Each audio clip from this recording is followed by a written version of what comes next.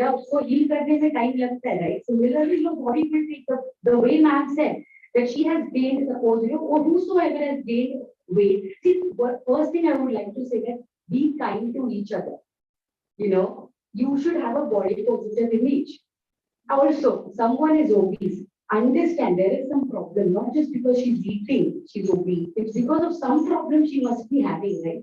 So everyone should be kind. Even someone is thin, doesn't mean that you should body shame them. Why? Because you should in fact motivate them. That do you think that you need to visit a therapist or something like that, right? Because always remember there are so much underlying problems that people go through. Even there are certain people you must have seen diet here and they passed away. There were so many people that keto diet here, one actress passed away. They were taking my interview. I said only one thing: investigate whether she was doing it from an expert, whether she was doing it from by googling stuff, and also does she has an underlying issue of female. See, you need to understand. We go through screen, and then we tell them this is not suitable. Right? The way I said, sprouts for someone who has high uric acid level, I won't even recommend that. I will first, for a period of time, I'll kind of restrict or avoid for that matter. And I will make sure वो जो amino acid है किसी और से ला है ऐसा, and talking about supplementation. See this gym, what happens, the trainers especially, they have this promotion, they need to promote certain products. Let me tell you this, on में उतना हमें भी आता है promote certain products, okay, but we are mindful. What we are promoting, we are first consuming that on our own. Also, before consuming, we will look out for research, what element they have, because we must be knowing that certain supplements, as I said, steroids को होता है carnitine सुना होगा, fat burner. Your body produces carnitine, biochemistry, right? So why you need to give excess? And once you stop that supplement, then you again have metabolic disorders. Right. So what you need to understand, trainers will do their job. See, I always feel like you need to be mindful and do the research. Do I need this? Let me do my protein. Now, protein, for example, protein shakes are given. You need to understand how much body protein do you have first. See, I check for that. Agar low है तो बढ़ाओ.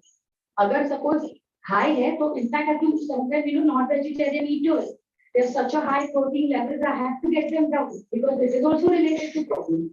So you need to understand, identify your protein. Just don't go by 1.2 kilogram kg because they will pump करने. Athlete है वो burn करने वाला है.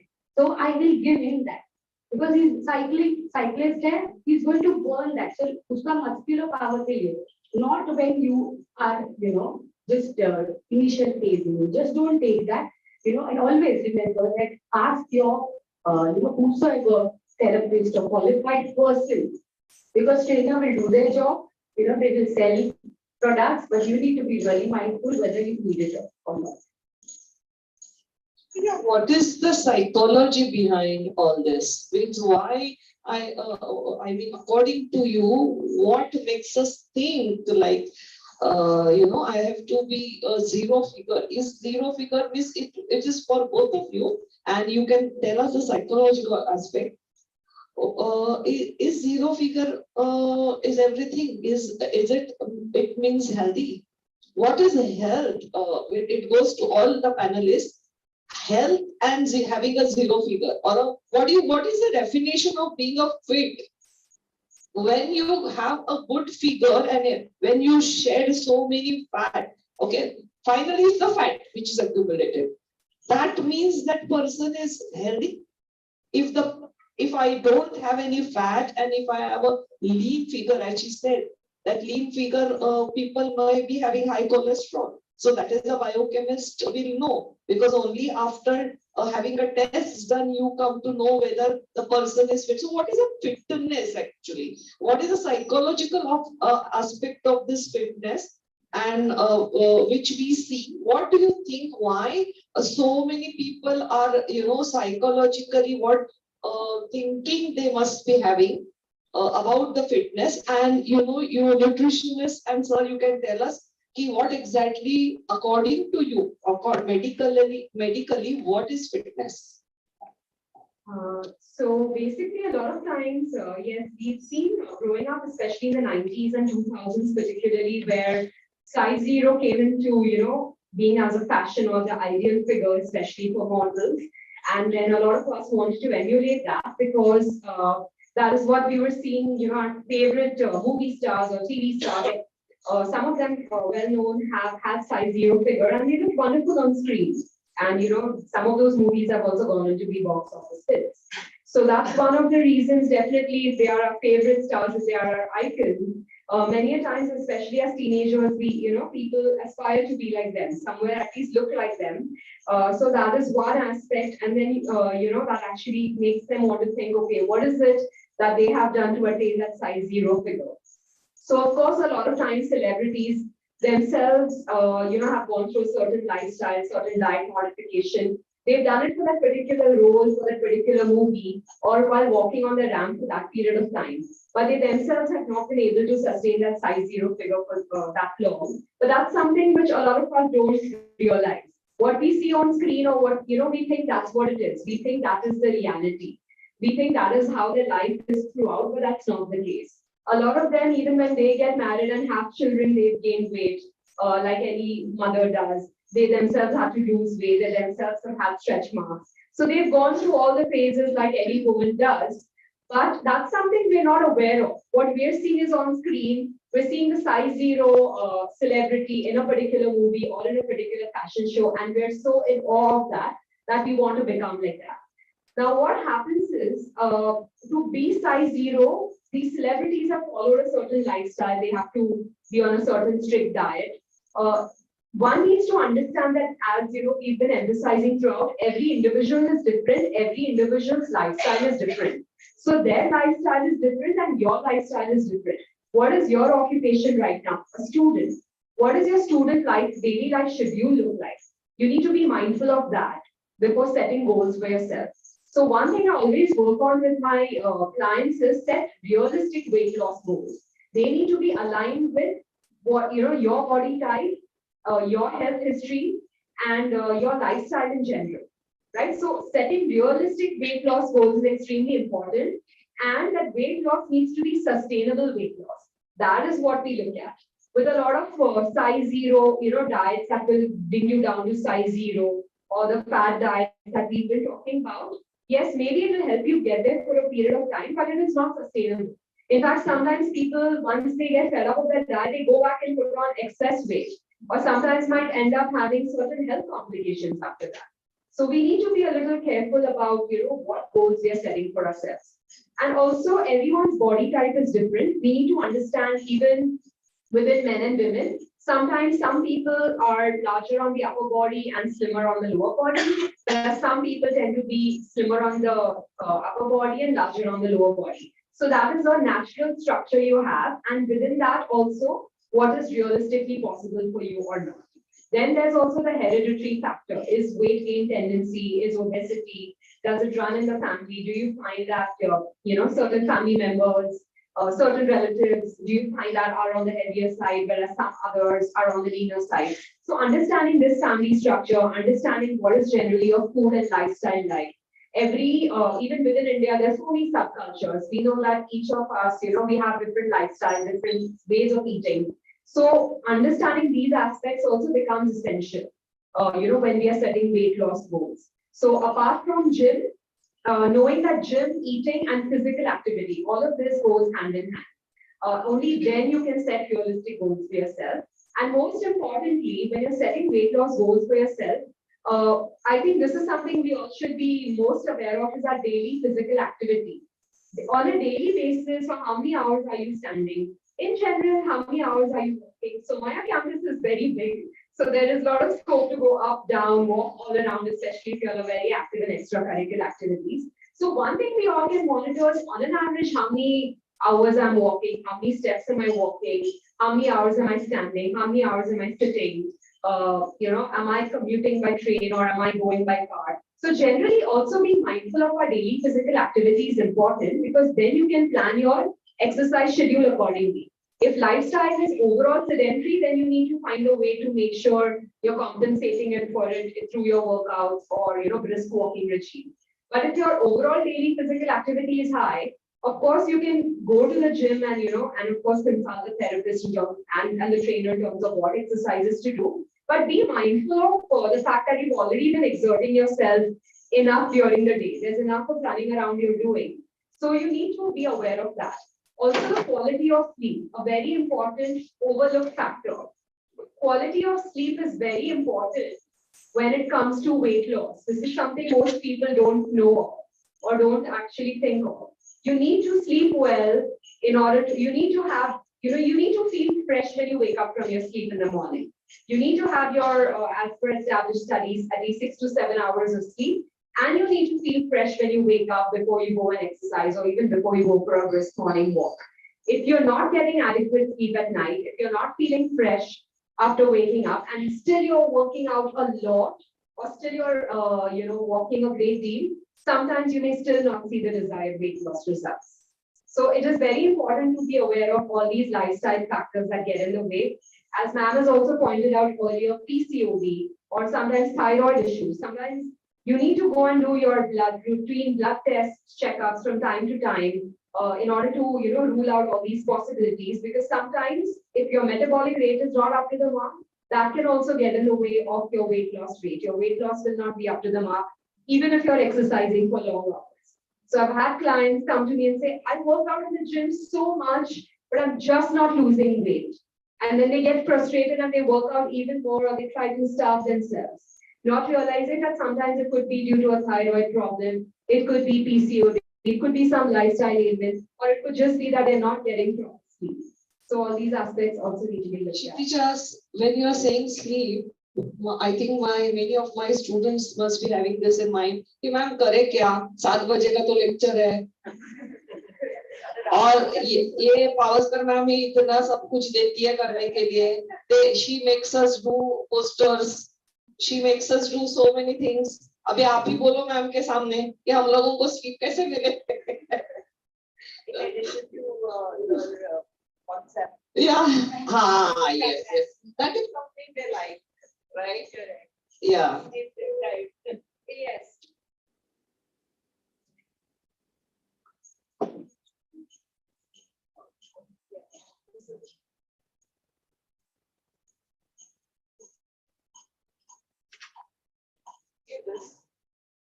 Give this.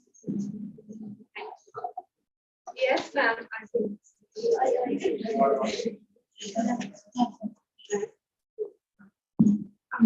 Yes, ma'am. Answer this.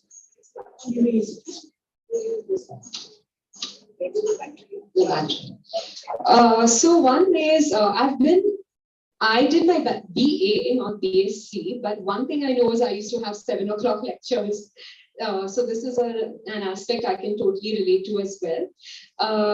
So of course, we all need to wake up really early and come to college. And apart from that, of course, all of you are very active students. Apart from attending lectures and lab work, you are involved in extracurricular activities. Nevertheless, sleeping early is one solution, right? So if you're waking up early, then you need to sleep early. So it's okay to go to bed.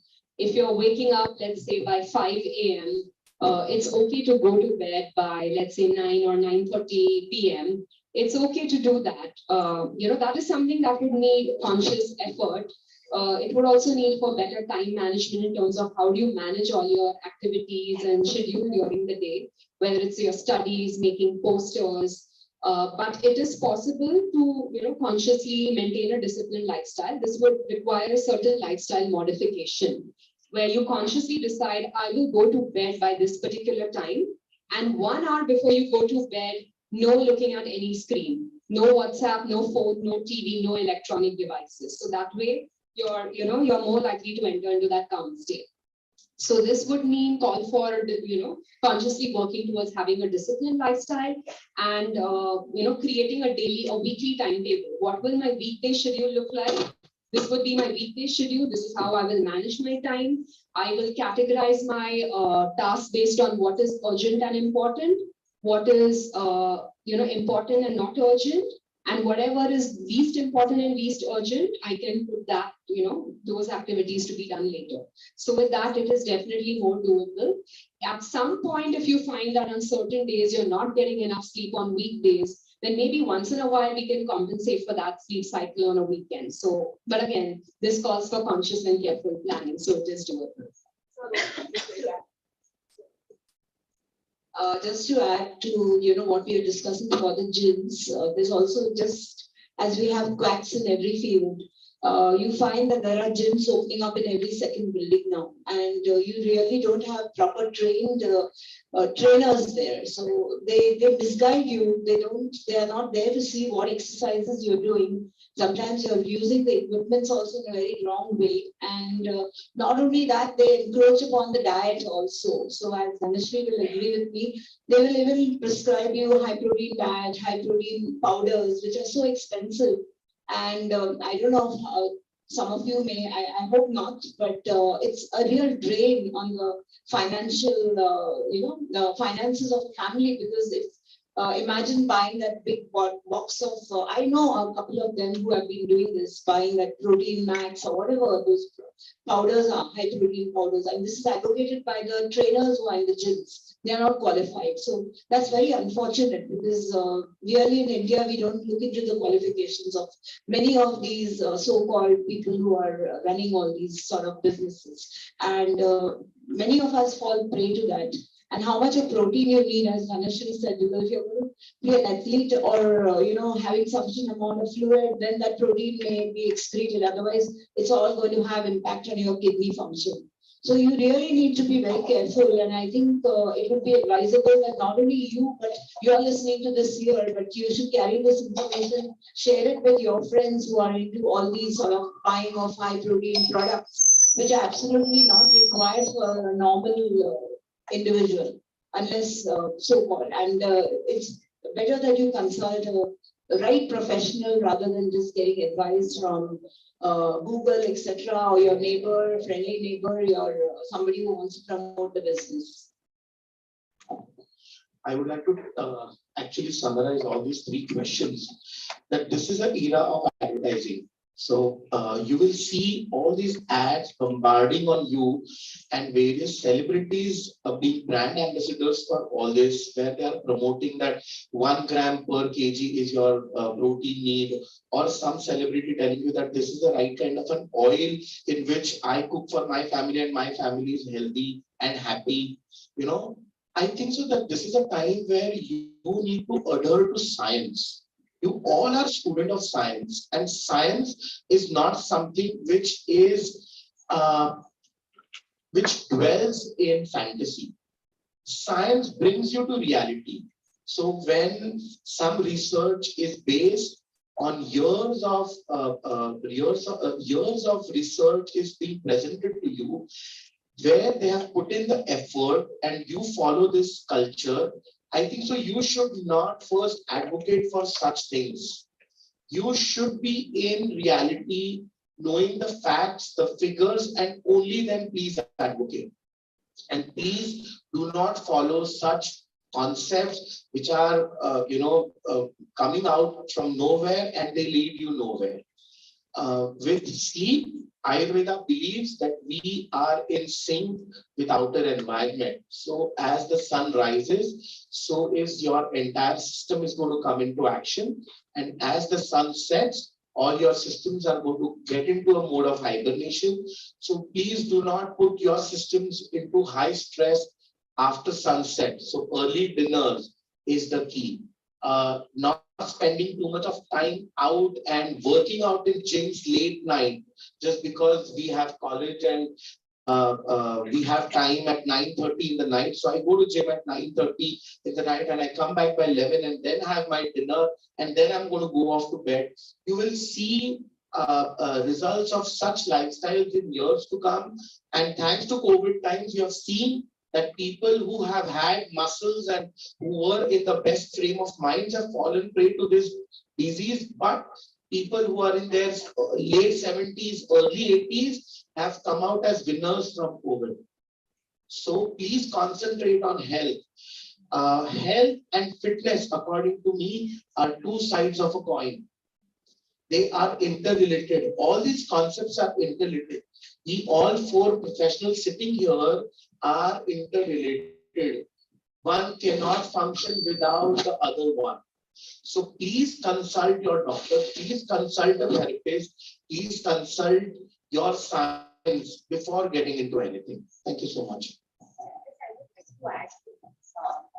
As rightly doctor said that, it's important, you're psychologically, how you're dealing with it, because the way ma'am said that zero size, you know, so grass is always greener on other side, So it's always remember one, suppose you're feeling that, okay, she's zero size, she must be feeling that your hair is so beautiful. So you need to understand everybody has that insecurity. So your mental health comes to the picture. That how exactly you need to, what approach you should have towards your life. The zero figure is for her for the purpose. She wanted to fit in that swimsuit, she did it. You don't have to do that, right? It is all about that think before you act, the way we say it, right? That first, instead of comparing, I think growth is always within. What you were and now what you are. That's more important than wo kya kar rahi hai aur main kya kar raha hu, So I always feel that yes, this is important that you take care of your health instead of thinking कि वो क्या खा रही है, पहले सोचो आप क्या खाओ, है ना? A lot of research has also been done on the sleep disorders and how it's related to obesity, especially now with the type of work culture, call centers and shift workers where they are working nights. The entire circadian rhythm is goes haywire, and they are the ones who are suffering a lot with several health-related problems in the youngsters, amongst youngsters. And sometimes it's compelling from a family that a youngster has to work, to supplement the income. And a lot of changes have been seen now over the years amongst the youth, where they are getting into these sort of professions where they work the night, they don't get sleep, they eat the wrong type of food, and then it just adds on. The clients, who are pilots. So they are like, today they are in, suppose Mumbai, tomorrow they will be in Dubai with a different, or USA. Yeah. So they are like, how should we manage? See, it's important the way we said that it's a lifestyle. I can't tell, suppose the work who are working at night can change your job, right? So what we train their mind again. For pilots, for example, they have to keep their watch as, suppose they are in Mumbai, so they have to keep their clock according to that. And then, you're getting, they will have two clocks, one for eating, their own lifestyle. So they will pattern because they'll come back to Mumbai again tomorrow, right? And with that, they know what they need to eat. Similarly, with those who work at night, especially, we plan it accordingly. Even that sleep cycle, so your mental strength comes into so much importance, that how you're training your mind, that that's important. And I think there are lectures also given to these people in BPOs wherein it's all upon how you take it. So it's important to work both the ways. Hello.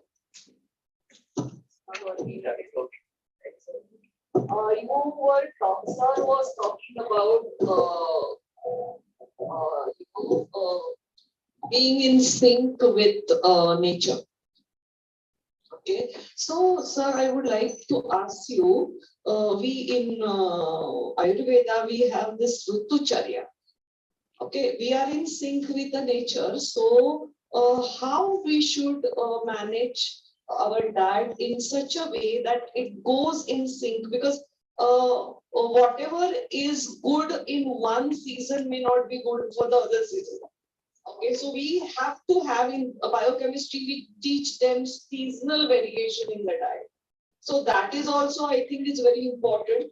What you have for what season is also important. What happens to our body and what nature has to offer us. If you see, nature is very intelligently offering, and sometimes we fail to understand, because if you see in this December season, okay, I was talking with Parab sir yesterday, and we were discussing that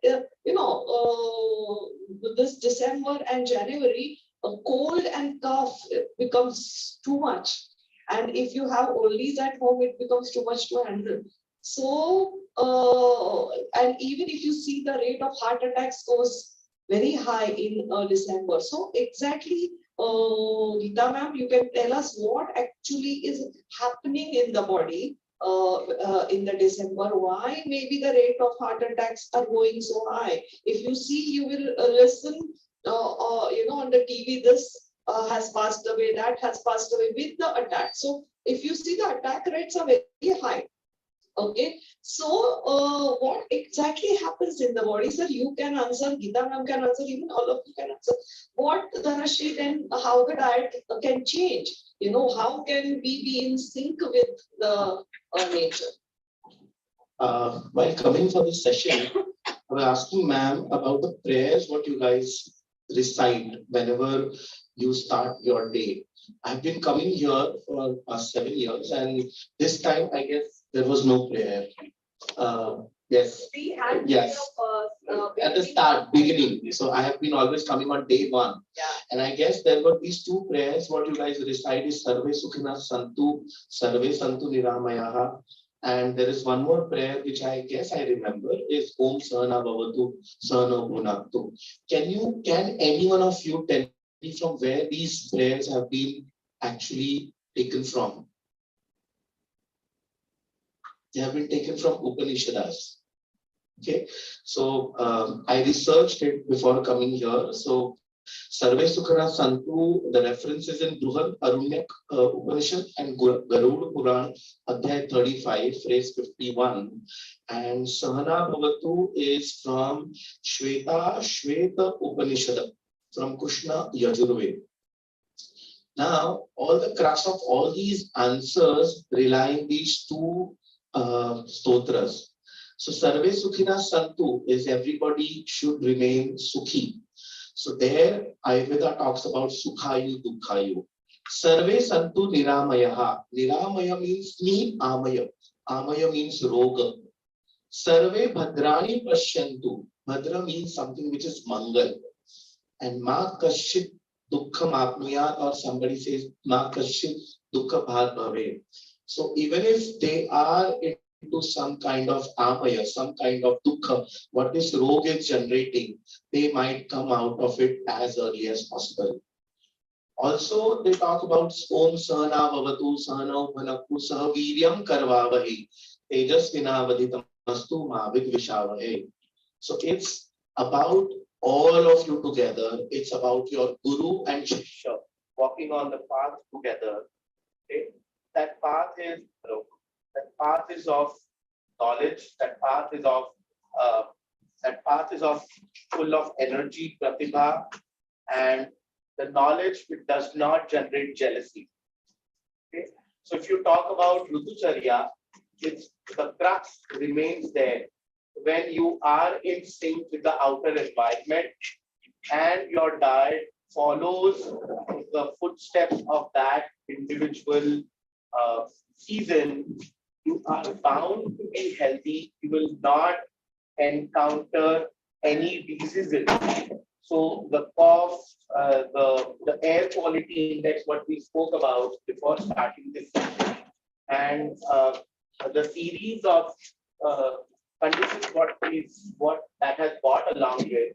Okay, this is all that we are not in sync with the outer environment. And even in Ayurveda, they have said about Mithya Yog, Ayog, Ati Yog, of Rutu. So even in winters, when you experience summer, it is a Mithya Yog, it is a Visham Yog. Okay, so they have enlisted such things, and they have enlisted things, what is to be followed, what is to be avoided during these times. And when you consult a doctor, when you talk about what you are experiencing within your body during these times, I'm sure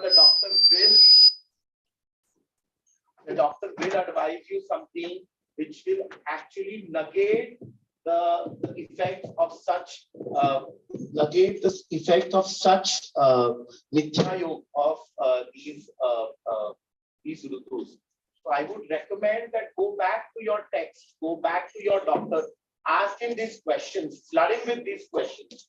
And I'm sure doctors will be happy. I'm sure a lot of doctors will say, hey, this doesn't matter. No, but when I have such patients coming to me where they spend time with me and it is challenging. So and we say that it is our viva because these questions are challenging for us, where we too are summarizing our knowledge and the thing what we have done in our life as a student.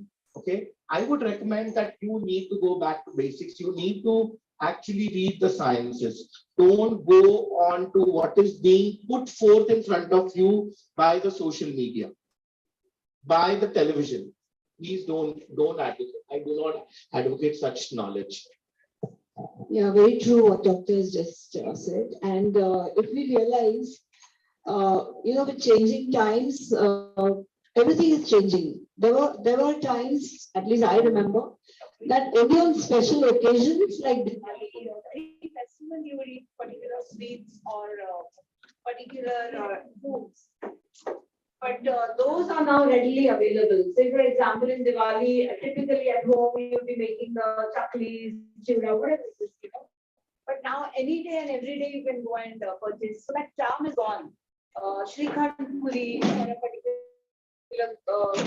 Gudi Padwa, it was associated. But that is not anymore. Like, you can eat it even today, and it is lost its charm. Same way, when you say you have to live in sync with nature, I think fruits also. Watermelon you only associate with summer, but now you get it available anytime. I heard mangoes have already come into the market, so you get tempted. I wouldn't blame anyone. You will get tempted to eat it.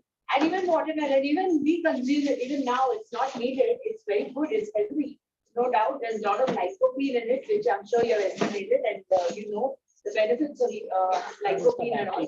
So all these things are readily available to us, and therefore you will definitely go and have those. How it affects your body is, I am not into Ayurveda, so I wouldn't go into that.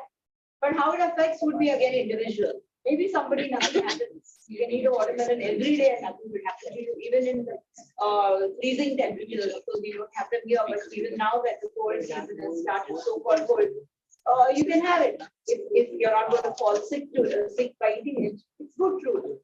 Likewise, there are many other fruits which are available, but there are some of them which are artificially produced. Now, whether they are produced by chemicals or all, that may have its long-term effect. And that is why the science of Ayurveda will tell you not, eat it at a particular time. Everything has got a particular time and space. But with changing time, I think you have to moderate yourself and learn your own body, as every now and then we are emphasizing how it's affecting your own body. And if you find that it's not agreeing with you, then avoid it. Just avoid it. I mean, you don't have to become somebody in the or say, for example, you want to have an ice cream and you are eating in the night, when you're going out for a stroll with your friends and everybody has, but it doesn't suit you, so you would avoid it. So that's your own sense that comes into effect, rather than just an advice that you may or may not take from us.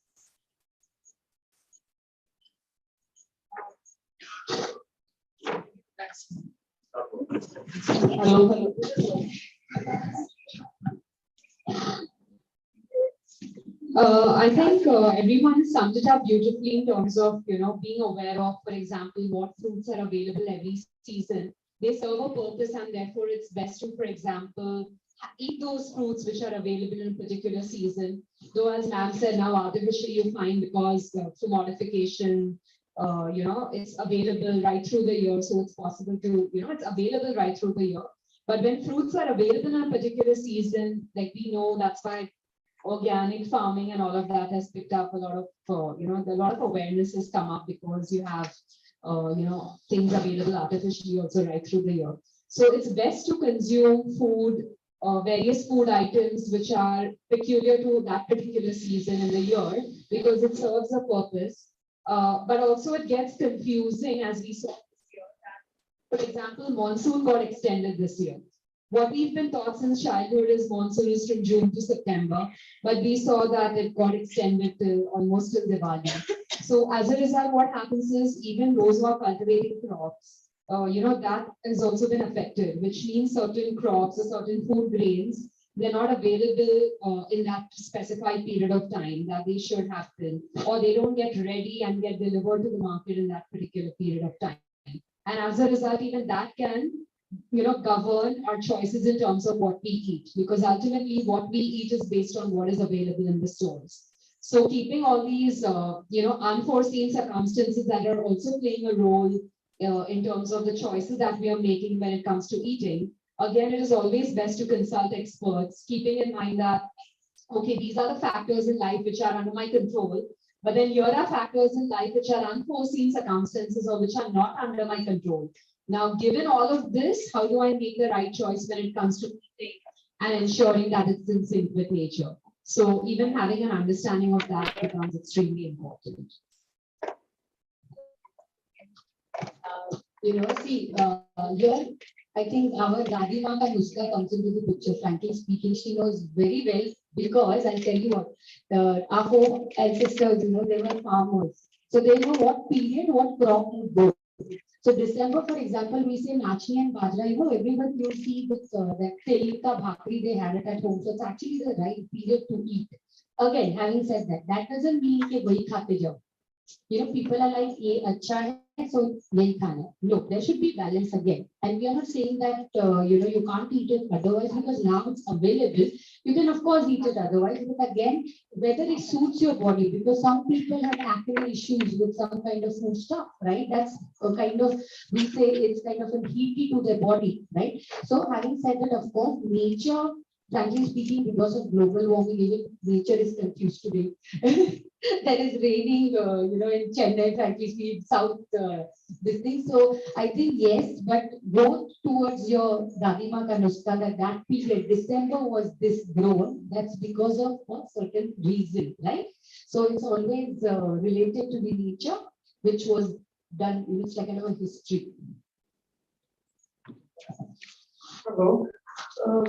Can you talk something about immunity dieting? Because nowadays there is a lot we hear about increasing immunity after COVID especially. So immunity diet. So what Ayurveda says, sir, what should can you throw us some light on immunity diet? Hello, hello. When we talk about immunity, what is immunity? It is your energy to fight against something which is not good for your body. Your body thinks that this is not good for me, and it fights it back and it wins. That's your immunity. And when will you have a good immunity? You will have good immunity when you are having a wholesome food. You are having a healthy lifestyle. When your mind and your body are in sync with each other. So as ma'am rightly mentioned, when you have a parameter set in your mind that yes, though I'm liking it, but I'm not going to do it because this is not good for me over the period of time, and you avoid it, naturally your immunity is going to be at its peak and it's ready to fight with anything and everything which it thinks it to be not good for itself. So according to Ayurveda, immunity is nothing which is your ability to fight against anything and everything your body is not happy with. Again, Ritucharya, Dinacharya, Swasthya Vritta is going to lead you on that path of optimum immunity. And you will see that following, as ma'am had mentioned, Dadi Ma ke nuske, you see people who are in the age bracket of 80 to 100. Okay, you see their eating habits, you see their lifestyles, they are always in sync with the Rutu, with the season, with the day, and you will see that their health is at its best. I think so I can sum up on this for immunity when it comes to Ayurveda. Just to add a little more, we started talking too much of immunity during COVID. And that's when everybody woke up and said, how to boost immunity, right from allopathy to homeopathy to Ayurveda. Everybody was propagating different forms of boosting immunity. And,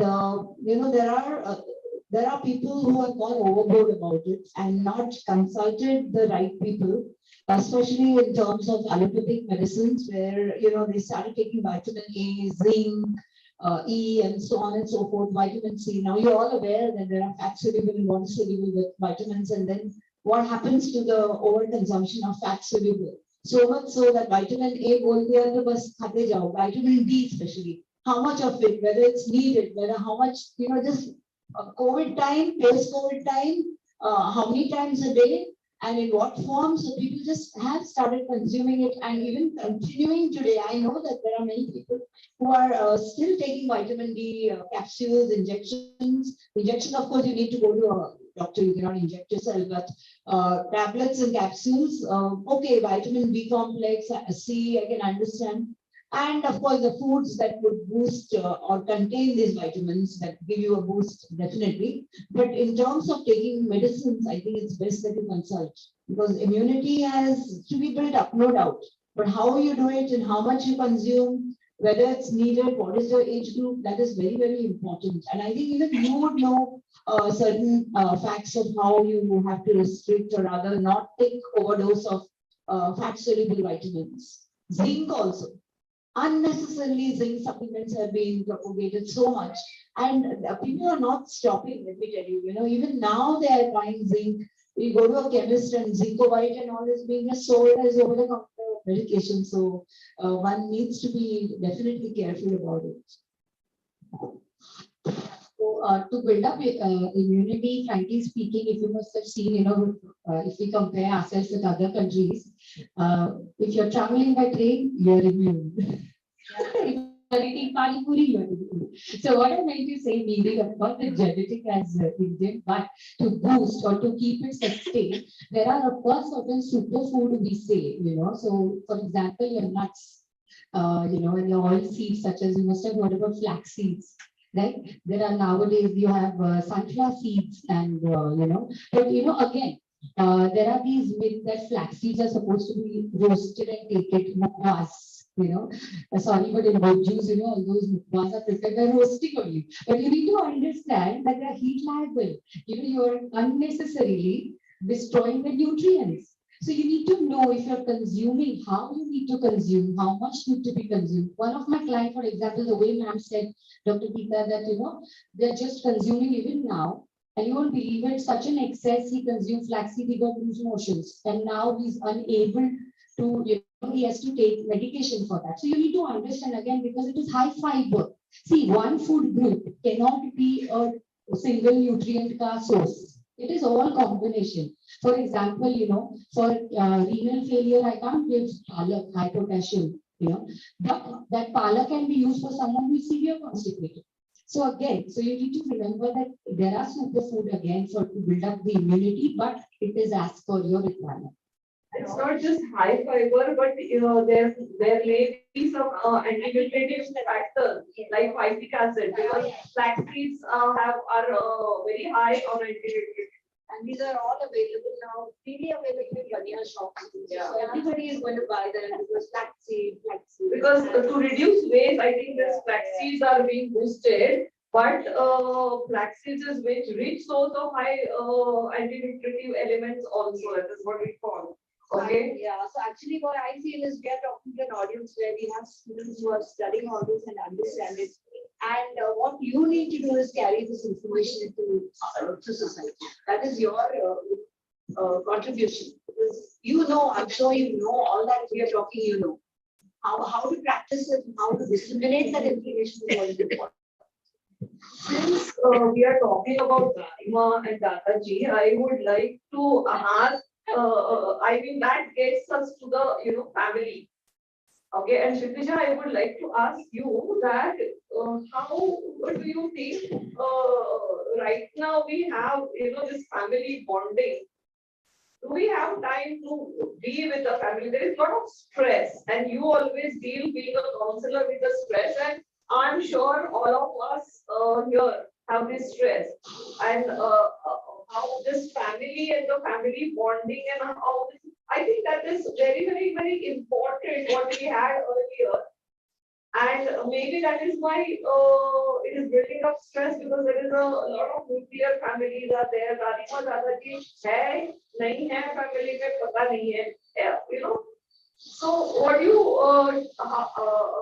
what are your views about family, family bonds, and do we get time to be with the family and how that would be a stress reliever according to you? Yes, thank you so much, ma'am. This is a very important aspect that that really needs to be touched upon. Family bonding. So the question for all of us is, how many of us really sit and have at least one meal a day with our family without looking at any screen? Right? How many of us? Exactly. So that's good. That's really good to know. And how many of us are really aware of the texture of the food, the smell of the food that we are eating while we are sitting and eating with our family? Right? Okay. That's good to know that quite a few. So these are some aspects that are very important. I mean, and it's called mindful eating these days, but this is something which Dadi Ma, Dadajis, Nani Ma, Nanajis, they've known this for, and our ancestors have known it all along. But now nowadays we have to emphasize on mindful eating so that people know that, you need to be aware of what you're eating. You need to know what portions you're consuming, because what happens is if we are watching our favorite TV show and eating, we may not be aware of how much portions we are consuming. But the TV show might come bang at our dinner time. That's another possibility, right? That's the time when our favorite TV show is there. Or maybe that may not be your favorite TV show, but that might be an elderly family member's, favorite show. But then we all sit and watch because that's a way to bond. So these are some things we need to kind of understand. Are we really sitting down? Are we having a conversation with our family about what our day has been like while we're eating? Are we aware of how much we are eating? It's good to know that this is still happening with a lot of families. But then there are certain families where everyone is so busy that it may not be possible. Both parents are working. Sometimes the work schedule is completely different. One parent might come in earlier, one might come in later, so you'll have dinner accordingly. If some of you happen to be there when one parent is around, then some of you may have dinner early, the others might have it later. So that is also the case. That is also what we see happening a lot these days. And that's how stress can build up, because parents are also bringing their work home. Nowadays, work is not just confined to what you do in the office. Work comes home. Sometimes you need to take calls from home, and we know a lot of that. During lockdowns, we saw everyone taking calls from home, and some of that pattern is continued till date. So the work-life balance aspect is also something that we need to look at. Not just for students, but even for your parents, in terms of how much is it actually there? Is the work-life balance there for any of the parents? And how is that impacting the family at large? Right? So these are some of the aspects we definitely need to look at, because those are the aspects that can contribute to stress. Now, moderate level of stress, as mentioned earlier, can actually be beneficial. It might help you to motivate you to work hard and do well in your exams and whatever activities you choose to do. So if you see someone else working hard even at home after coming from work, of course that can also be a source of inspiration, to work hard and do your best in your academics, for example.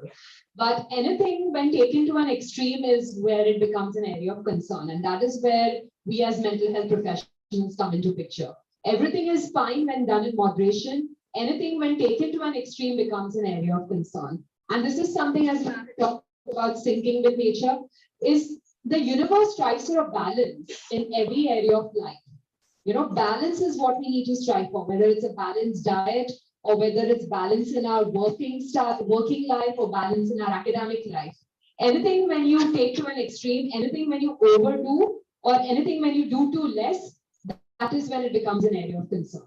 So if we want to make sure that extreme stress is avoided, we need to assess for these factors.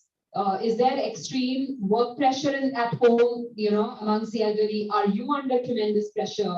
But sometimes, pressure could be for other reasons too. Like, for example, I've worked with a lot of youngsters who have faced grief and loss. They go through pressure, unfortunately, because of untimely circumstances. They've lost one or two parents, and so they need to shoulder. They've lost one or both parents, unfortunately, due to health reasons or maybe even during the pandemic, and so are compelled to take on work-life responsibilities apart from completing your studies. So naturally, then stress levels is likely to be high. At that time, stress in the family is likely to be high because suddenly the responsibilities and dynamics in the family change. If there's untimely death of even one parent, which we've seen a lot during the pandemic, but it's also been there even before that. So at such times, stress levels can be very high. At such times, of course, going through grief and loss is a very natural process. It is natural to go through stress. It is natural to, have your share of ups and downs.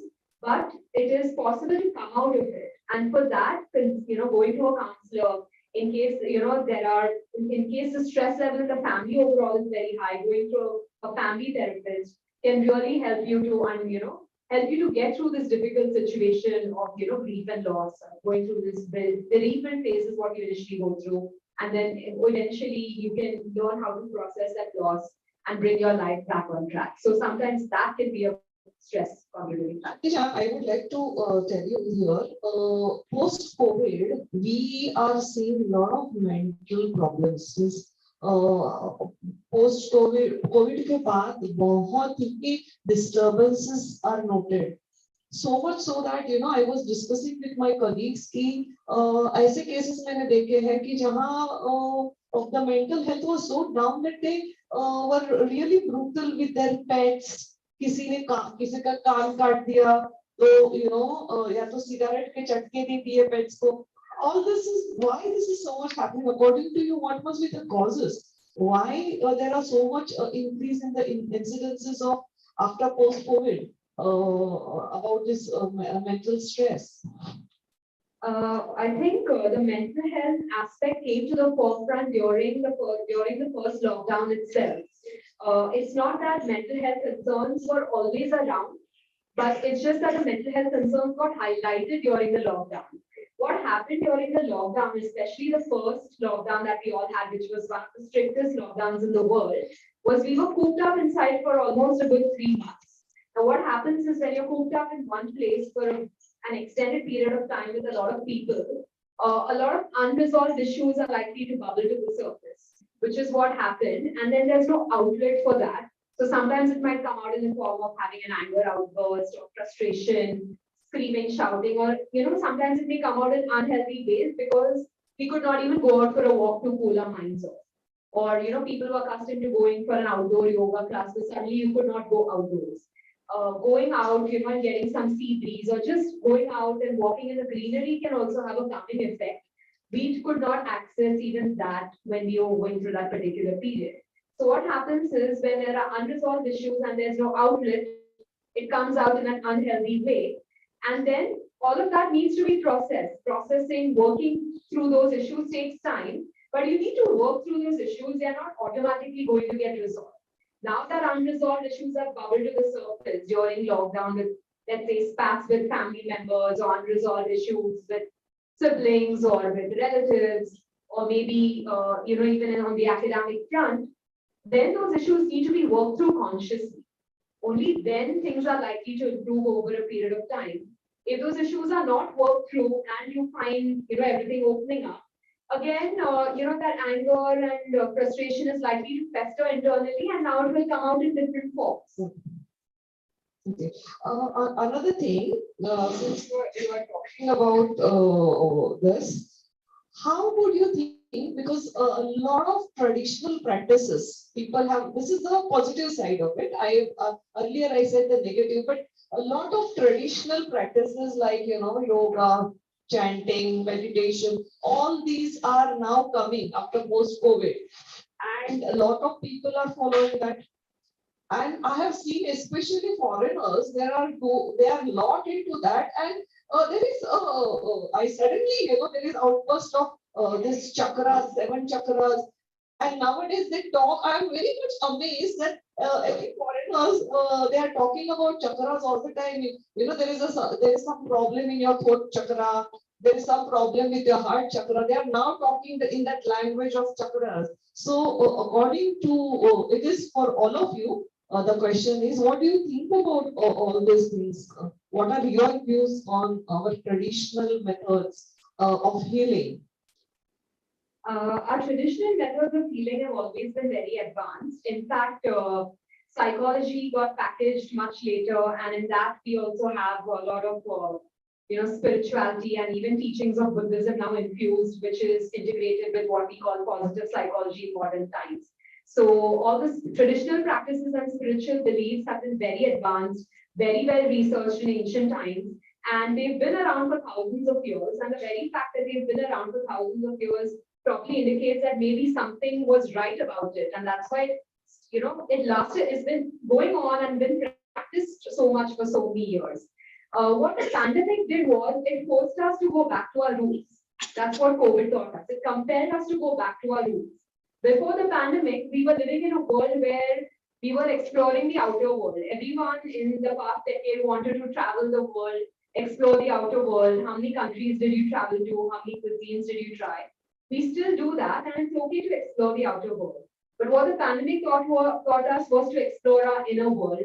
And these traditional practices, which have been around for ages, have always in our culture, have always emphasized the importance of first knowing yourself, exploring your inner world, and then making sure your inner world is syncing with your outer world in order to live a balanced life. And now that the pandemic has compelled us to go and revisit and reflect on these aspects, we are all going and doing that. Psychology over a period of time has, taken practices, also been inspired by all of this, and when they started doing research, they realized that yes, yoga and meditation can also help in, improving an individual's mental health. These are studies that came over a period of time, but these are traditional practices which in our culture people have known since a very long time. So now through fields like psychology and various other fields, that awareness has grown worldwide. What I would like to add, traditional practice that we noticed, is listening and sharing. Even that is one practice which I think during COVID, most of us, maybe forcefully, it was possibly added to all of us. Always it's important to share your feelings. And see what happens, as youngster, you'll be like, "Mommy sunti nahi hai." But you need to also listen to her. And she must be facing some problem, right? So I think sharing and listening is also something, it's a practice, which if you remember, even during our tradition, we used to sit together, for dinner, and there would be a discussion, how was your day? Even that, let's say, when you start with that, also helps a lot in healing spiritually. And one more thing, access was not there during pandemic. So then, जबरदस्ती से घर पे मतलब you have to make sure spiritual करना है तो अभी कुछ है ही नहीं जिम नहीं है ना we can go for job, so whatever is available you make sure that you're utilizing that. So I think that you should keep in mind, not to run after all this. So this is traditional way. Yeah, I think pandemic has taught us a lot, because not only how transient things are and how materialistic things really have no meaning, because there was nothing at that period, you didn't know what is going to happen, and that brought the family, of course, at closer, no doubt, but based on the space, etc., it also created a lot of issues.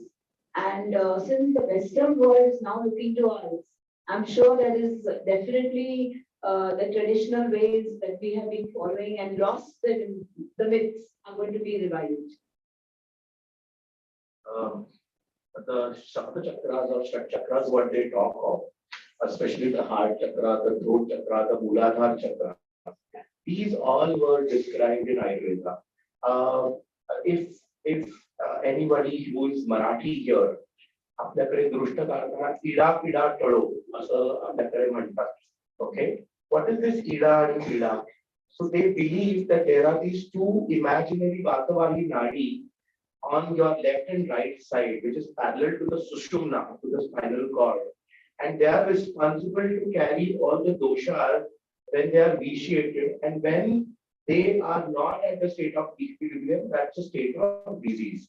So I always say in all my lectures is what is disease? If you dissect the word, it is dis-ease. When you are not at ease with yourself, that is disease. Okay, so it could be mental, it could be physical, both. And Ayurveda has accepted all the darshans which were prevalent at that point of time. So it has accepted Patanjali Yoga Sutras, it has accepted Buddha, it has accepted Jain, and even it has accepted Charvak. If you actually read Charvak, Charvak never believed in reincarnation. It never believed in Punarjanma. It said whatever is here and now. Don't think about what's going to be Papa, what's going to be Punya, and which is going to give you next birth in a good birth. It said that you be here and now. So Ayurveda has accepted all those darshan. When you talk about these chakras, it is nothing but cleansing your body and cleansing your mind so that it is in sync with the universal power. And only then you can actually attain the state of fitness, state of healthy, being healthy. I think that's all about chakras. So since we are reaching towards the end of this discussion, I would like to ask you, especially in Ayurveda, now we hear from a lot of people that when we take Ayurvedic medicine, okay, there is a lot of heavy metal poisoning. We keep hearing this and the side effects. So what would you like to say about it? You guys are all science students. So when you actually experiment something, you could get another result which is not enlisted in your books. Not many times you will come across that whatever theory has been taught to you is way different than the when you implement it in practical sense.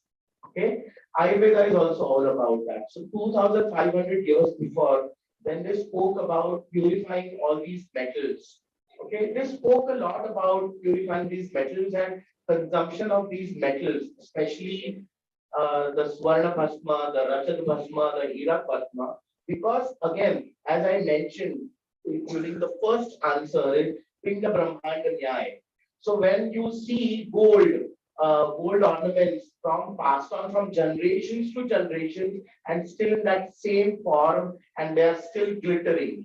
The diamond, when it is passed on from generations to generations, दादी से बहू को दिया जाता है, उसके उससे बहू को दिया जाता है, and still it glitters.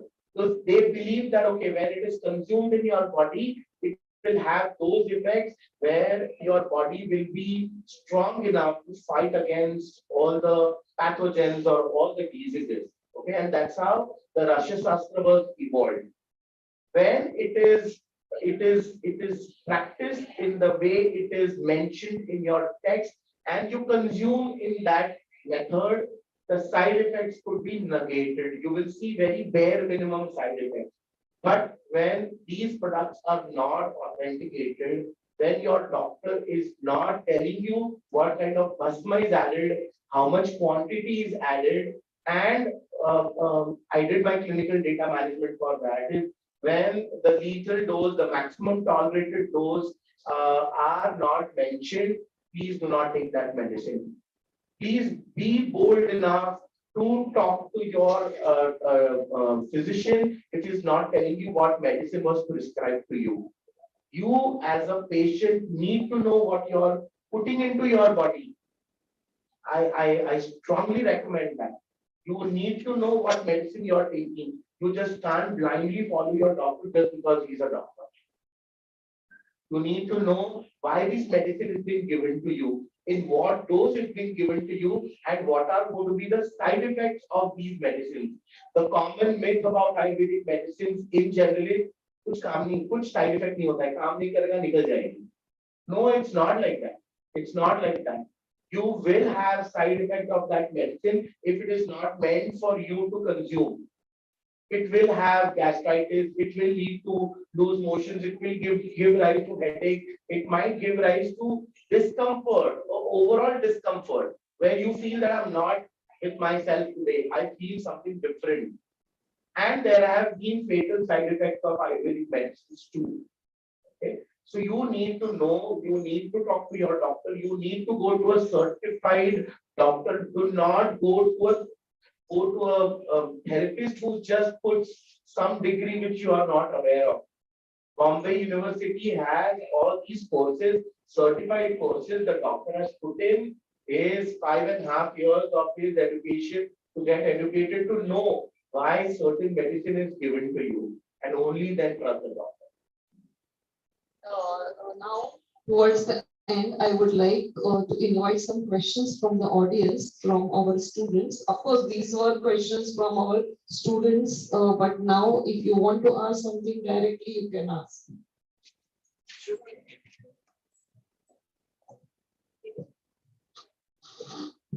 Hello, myself Khushi. So I would like to ask that recently it's been very common, especially girls are suffering from PCOS. And if we talk about earlier times, it was never a thing, but now it has been like 1 in 10 are going through this. So what is it? Is it the lifestyle or the diet, or what is it that everyone, it is so common that it has become a lifestyle problem? So how do we deal with it so that later on the coming generation do not suffer with this? As you rightly said that, even when, girls comes to me, they are all Yeah, I'm pills sure. or their PCOD. See, the main problem is, as you rightly said, lifestyle, because initially earlier, days में क्या होता था, even, whatever it was eating was stay from farm, or, even masala बनाना है तो घर पे बनाना. So even that was the exercise that, unknowingly people used to do. Now, because of the lifestyle, irregular eating habits, and now that Swiggy is on your phone, it's quite easy, to order whatever you love. See, you need to understand that how much you eat is important, but what time you eat, right? And also, if I would like to address this, because you are all science students, that, some people, this thing, females, they delay their menses for a particular spiritual reason, or party जाना है 31st का करना है तो अभी चौक जाएंगे क्या करेंगे डांस नहीं कर पाएंगे. So what you need to understand, those pills also plays very important role to give you irregular cycles and birth leading to these hormonal changes, right? Even for someone who is dealing with pregnancy for that matter, they also take something which is unnatural. You're going against your body will definitely give you these kind of, and now that it is easily available. As ma'am rightly say, OTC, आप खुद जाके Google करके लेते लो. So you need to understand that that is not the solution. So your lifestyle, of course, and your approach, that this is the way, that you're delaying the natural process of the body. PCOD has got now converted into PCOS. Yeah. Now nobody addresses this as PCOD. It's not a disease, it's a syndrome. And this syndrome is going to lead to a lot of other things. Ayurveda talks about PCOS in a very holistic manner. So, Dinacharya, Rutucharya has a scope in PCOS, management of PCOS, because this has been observed that when you eat food, which is not the local produce, which is not in sync with your Pradesh where you're staying and in the country what you're staying, okay, it's going to lead to other effects. And they have explained it very nicely with a phenomenon of Rutu, Kshetra, Ambu, and Bija. So PCOS has to do with Stree Bij, right? Now, this Stree Bij is required for a pregnancy, right? And when they say that why pregnancy is needed, and for pregnancy, what you need is Rutu. So if you're sowing a seed, you need a good seed. You need water for that seed to be sown. You need a good soil, right? And you need a good place where it's getting sown. So PCOS is exactly like that. When your lifestyle, when your food habits are not in sync, you're bound to get it. And stress, I'm sure she can put a light on it. Stress plays very important role in the management of PCOS. Unfortunately, I take this privilege of saying this. Going to a counselor is considered to be a stigma. Even now, in educated class, it's considered to be, अरे क्या पगला गई है क्या? क्यों जाना है? Okay, even going to a psychiatrist, going to a counselor, taking these services are considered to be a stigma. But let me tell you, it is one of the most effective way of channelizing your mind so that your mind is in tune and in sync with your body, and it can generate amazing results. Okay, so PCOS has a scope of even counseling, mental grooming, which is very important. Yes. Yeah, and with the diet and everything, and also interesting would be to learn whether it is known to be genetic also. So, if you're getting clients, patients having PCOS, with so many, as she's saying, tracing back, because now detection is becoming easier. Perhaps we don't know, our mothers, grandmothers probably would have suffered some way, and it was not detected at that time. It just passed off as something that a woman has to undergo. So it could be traced, it could be a good study of research. Anyone else? Thank you, ma'am. Hello, ma'am.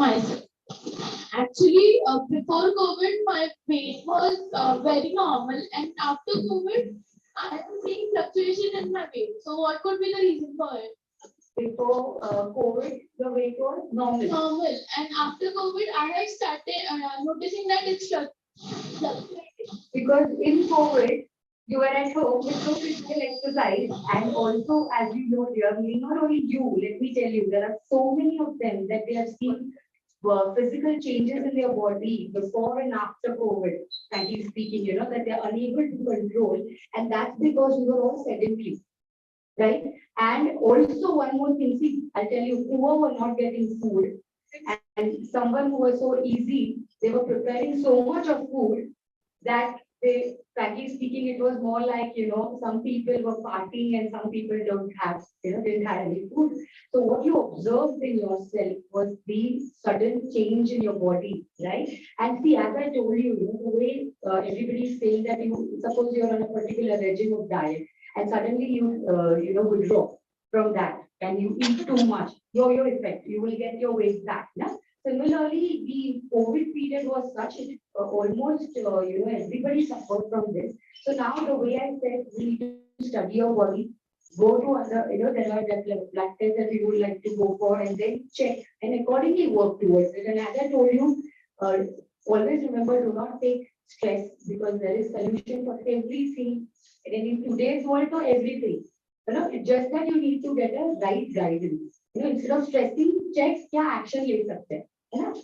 That's all.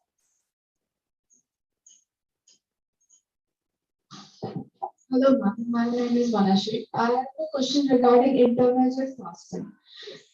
So nowadays it's a common diet that people eat for 7 hours and fast for 12 hours. So do you approve it? Yes, as you know, intermittent fasting must be they kiya or somebody follow kiya.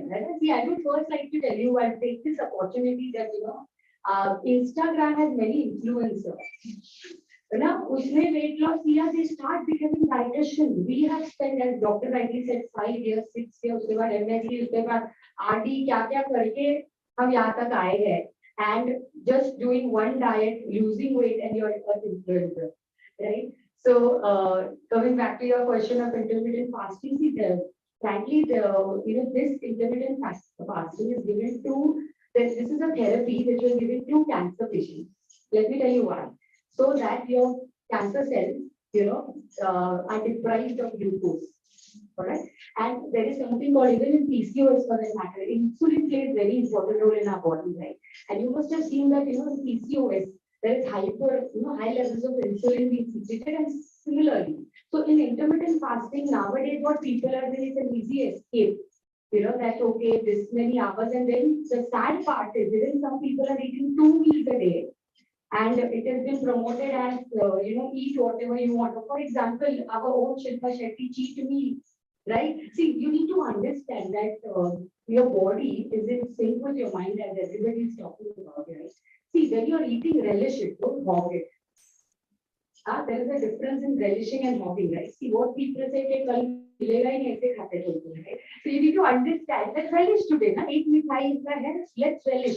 So talking about intermittent fasting, I seriously, for weight loss, I don't really approve it, okay? But people have their own theory, okay? And as I told you, it works for certain disease condition, for certain disorder. Okay, but only thing is that sustain kitna rahega. है ना, intermittent fasting आज करोगे तो किसी के शादी में जाके अरे वो तो destination wedding थी नहीं करता है. So you need to understand, always remember, do such diet which are you able to sustain. See, now I tell you, even I get keto diet. That is next after losing weight. This diet is temporary diet. Let me tell you. After losing weight, I get maintenance diet. Meaning now I have to slowly get onto your normal carbohydrate levels, and now your insulin will work, because initially in obesity there is insulin resistance. You must have heard about it, right? And once you give kind of, if I say in layman language, break to your insulin, but also ज़्यादा class नहीं दिया है, you're not really, so वो insulin sensitivity में बदल जाता है. So we have researched that post pre-KD, high GI food, suppose I give, and of course, I also give it to type 2 diabetes patient keto diet, right? So we have research saying that if high GI food is given, there is a certain amount of raise in sugar pre-KD. Post-KD, after losing weight, insulin being sensitive enough to make sure, that for same meal if I give, then the blood sugar levels are under control. So this is how beautifully your body works if you know it very well, right? So intermittent fasting, frankly speaking, works for someone else, but I don't really promote. I would like to emphasize on one concept of Sankarpan and Apakarpan. The concept of intermittent fasting has come from these two concepts. Ayurveda believes that when you eat more than what your body needs, okay, it is known as Sankarpan. And Apakarpan is when you have frugal eating, your body will try and conserve the energy. It is a method where we use Sankarpan and Apakarpan in lot of conditions like skin diseases, arthritis, and it has given effect even in obesity. So that's how this concept of intermittent fasting has come. And a lot of people have got good results out of it, but again, it depends on your Prakriti Sangathan. So if you're a Pitta Prakriti person, the intermittent fasting will never ever work with you. But if you are a Vata Prakriti or a Kapha Prakriti person, it might work with you. Again, there is a degree of rejection also, though you will be a Pitta Prakriti or a Kapha Prakriti or a Vata Prakriti, because everybody is an individual. We don't know unless we try it out. So you have a sleeping pattern. That is also an intermittent fasting cycle. That's how it is designed, right? At night, if you're eating at 8, and morning, if you're eating at 8 a.m. It's an intermittent fasting in itself. So actually, nature has designed it in that way. You're giving rest to your body. But only thing is that now that, because of the colleges, you have this binge eating, midnight eating. So if you avoid, so you can avoid that. That is also in itself is a intermittent fasting. Good afternoon, everyone. Firstly, thank you so Thank you so much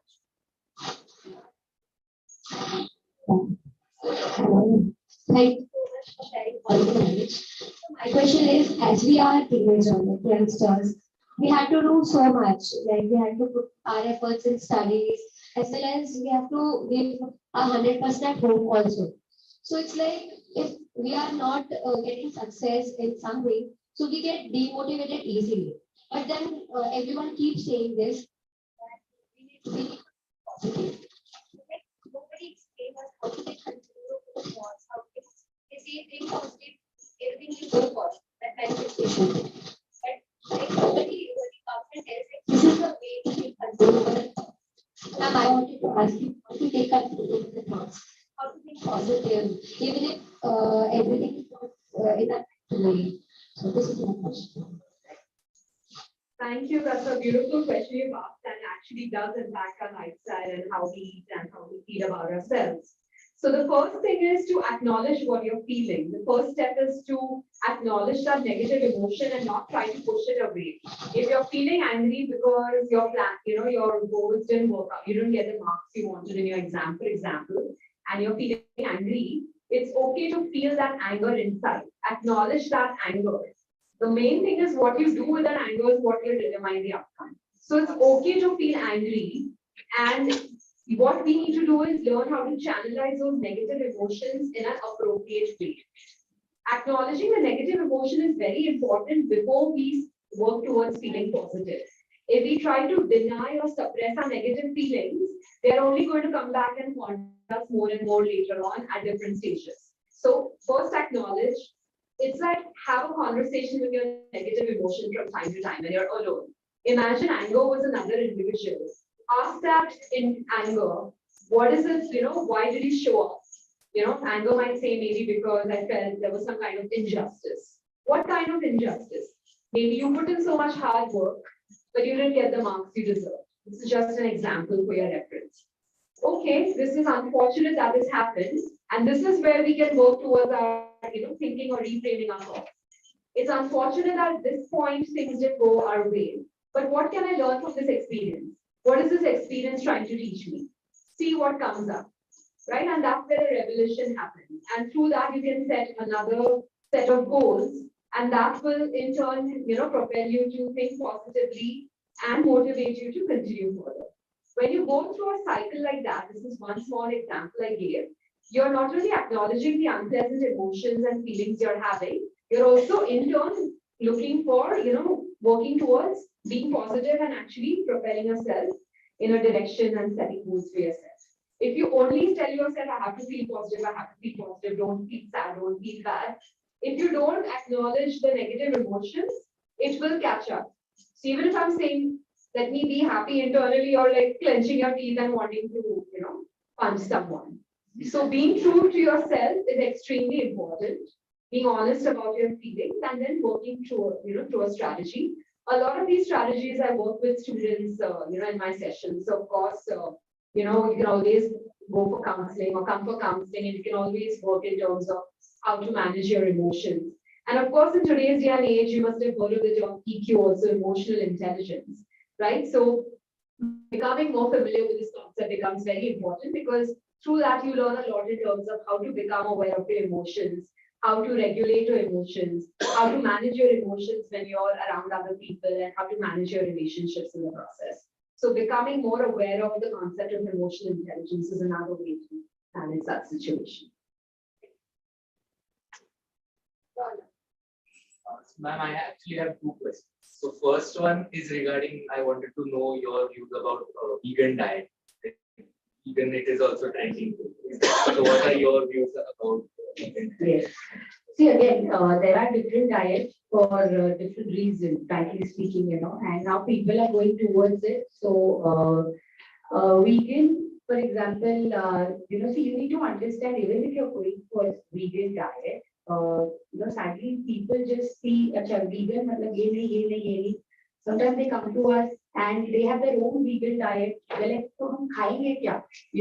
And even we have difficulty planning because they have their own, ye nahi khana because isme ye hai.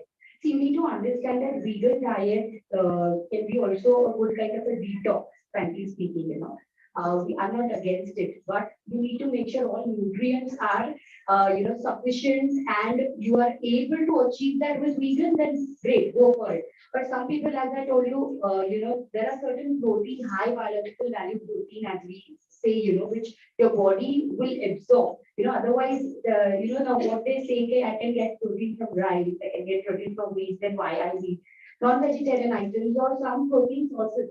So you need to understand that vegan also, we can make sure that we are planning, but only thing is that the myth, what Google say vegan is not really vegan. You need to, there are, what we have learned is quite different than what you are approaching nowadays. Because in vegan, we make sure all the food groups are, I'm going to achieve all the nutrients I'm going to achieve and give you, see, vegetarian also, they have a good lifestyle. And even you must have seen there are certain people who have more healthy, than a non-vegetarian eater. So you need to understand everything is balanced. Even in non-veg, how much to be eaten, and even in vegan, what all to be eaten is in there. My second question is regarding the iron levels. So, like, how can we increase the bioavailability of iron in the body? Like, there are some like some dishes or foods, like they say that once you drink tea, you should not eat something rich in iron after you drink because of the tannin.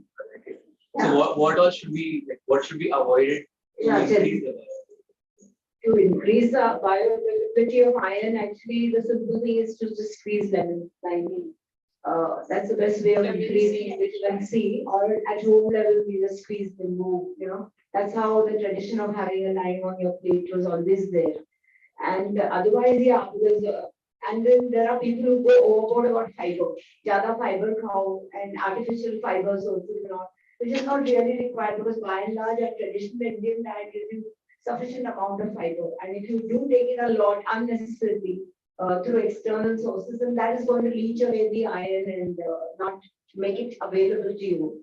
So even if a person is anemic, now depending on what level your hemoglobin is, if you're just borderline anemic, it can suffice with a good balanced diet and increasing your intake of spinach and whatever iron-rich foods. But if you're very deficient and going down to, there are cases where you have students, not students only, but 6 gram, 8 gram, and that's pretty low. And that diet alone will not suffice. So there you need to take some supplements or, to build up your hemoglobin. Because how much is going to be available from that amount of, how much spinach will you eat or how much dates will you consume to get that iron into build up? And whether it's going to be eaten by you alone or whether it's going to be eaten by a bunch of palak is going to be consumed by the entire family. So out of that, how much are you going to get? How is it cooked? Is the water, there's so many things when you just talk of increasing it through diet if your lows values are very low. So that's where you need the help of a doctor who's going to guide you into eating. Or you may even have a helmintic worm infestation. Worms also leach away the iron, and so you will need to get that checked as well. So there's no way that we can just, definitely do your test to know whether you're normal. And if you feel lethargic, if you're not up to the mark in your studies, you want to sleep all the time, and you are feeling very tired all the time, it's essential that you get your hemoglobin checked at least annually. And then if you need to, you will have to modify your phase. And to add on to this, the supplements Also causes severe constipation. Yes. So you need to address this to your doctor. Let me tell you, because some people feel that maybe because of some dietary issues I must be facing this. Because some doctor fails to even explain it to the patient that because there are certain supplements which will tend to give you this. So with that, what we do, as ma'am rightly said, the levels are very important. Thoda sa fluctuation I can rectify with diet, but if it is major, then definitely with supplement. And what we do, as you know, that garden cress seeds also it's a source of iron. Right? And but again, when I say garden cressy, people will think of laddu, parivate ladu. No, how you take it is important. It is only because even in milk, it will have the reactions, right? So we just soak it in water, and there is a particular amount that is given to the patient because again, some people have heat that can give acne or some other reactions which go through it. So always remember supplement.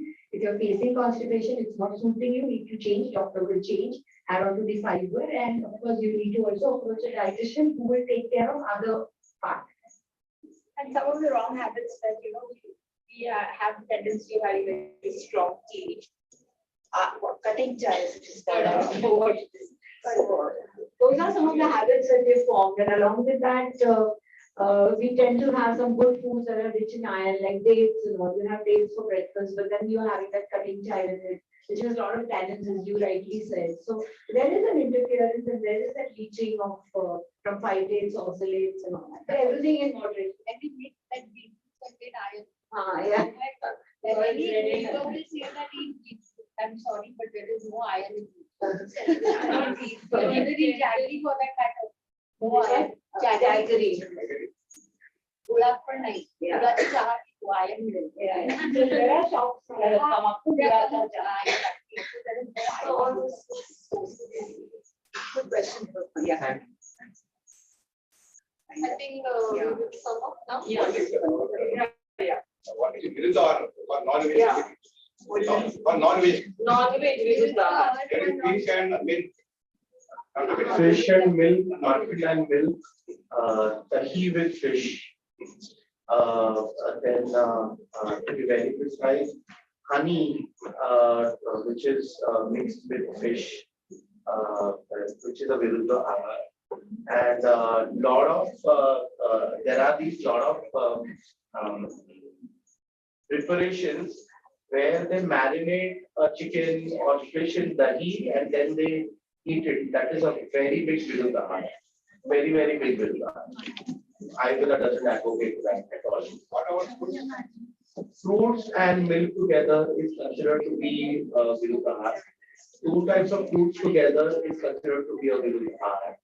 So if you want to have fruit, you have one fruit, but in maybe two or three in number, but don't mix it. A fruit plate, which is served, which is a very big source of Viruddha. Okay. Yes. Thank you so much, ma'am and sir, for the guidance that you have given us today. The discussion will definitely help us to understand what, when, and how to eat and how to maintain a healthy lifestyle. We all are definitely taking home knowledge and will be sharing this with our friends and family members. Thank you so much for taking time from your busy schedules and imparting your knowledge to us. Thank you so much.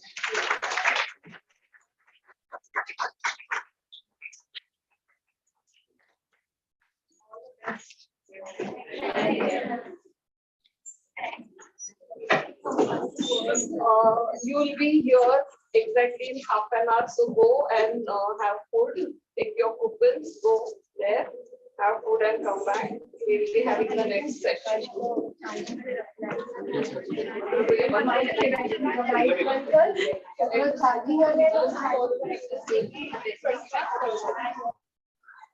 Recording.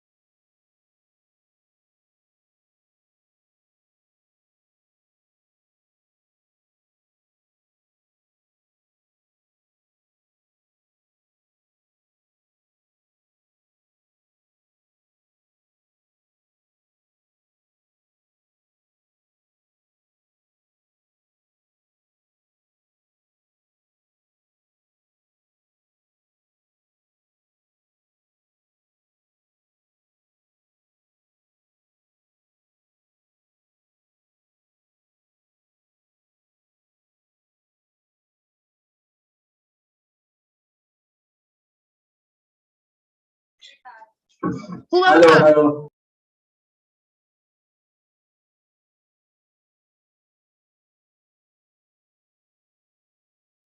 It's working, I guess, now. Hello. हाँ हाँ Hello. कर रहा है चल रहा है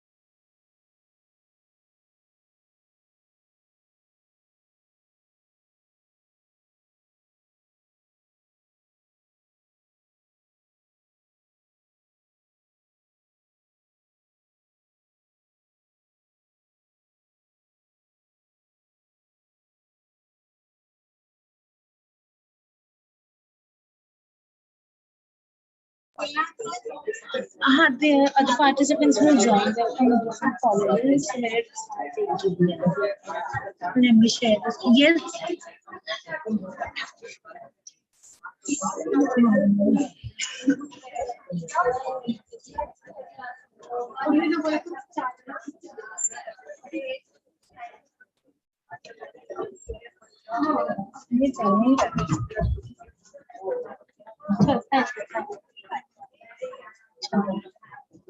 Should I go and start now?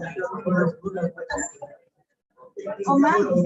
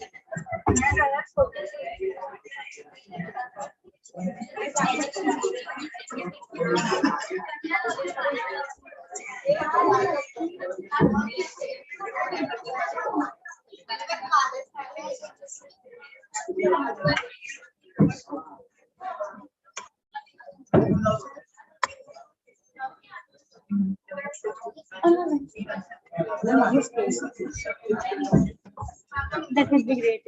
Thank you so much. No, one is fine. Thank you. Thank you.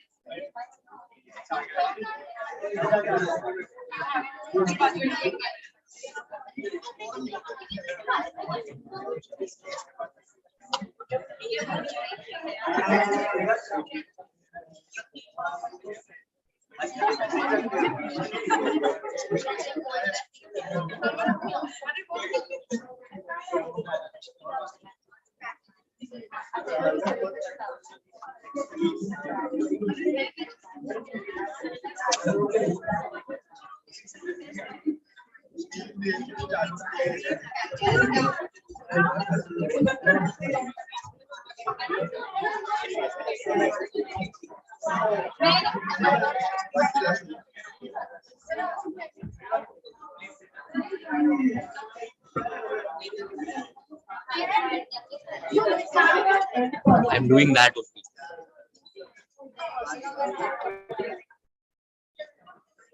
एक second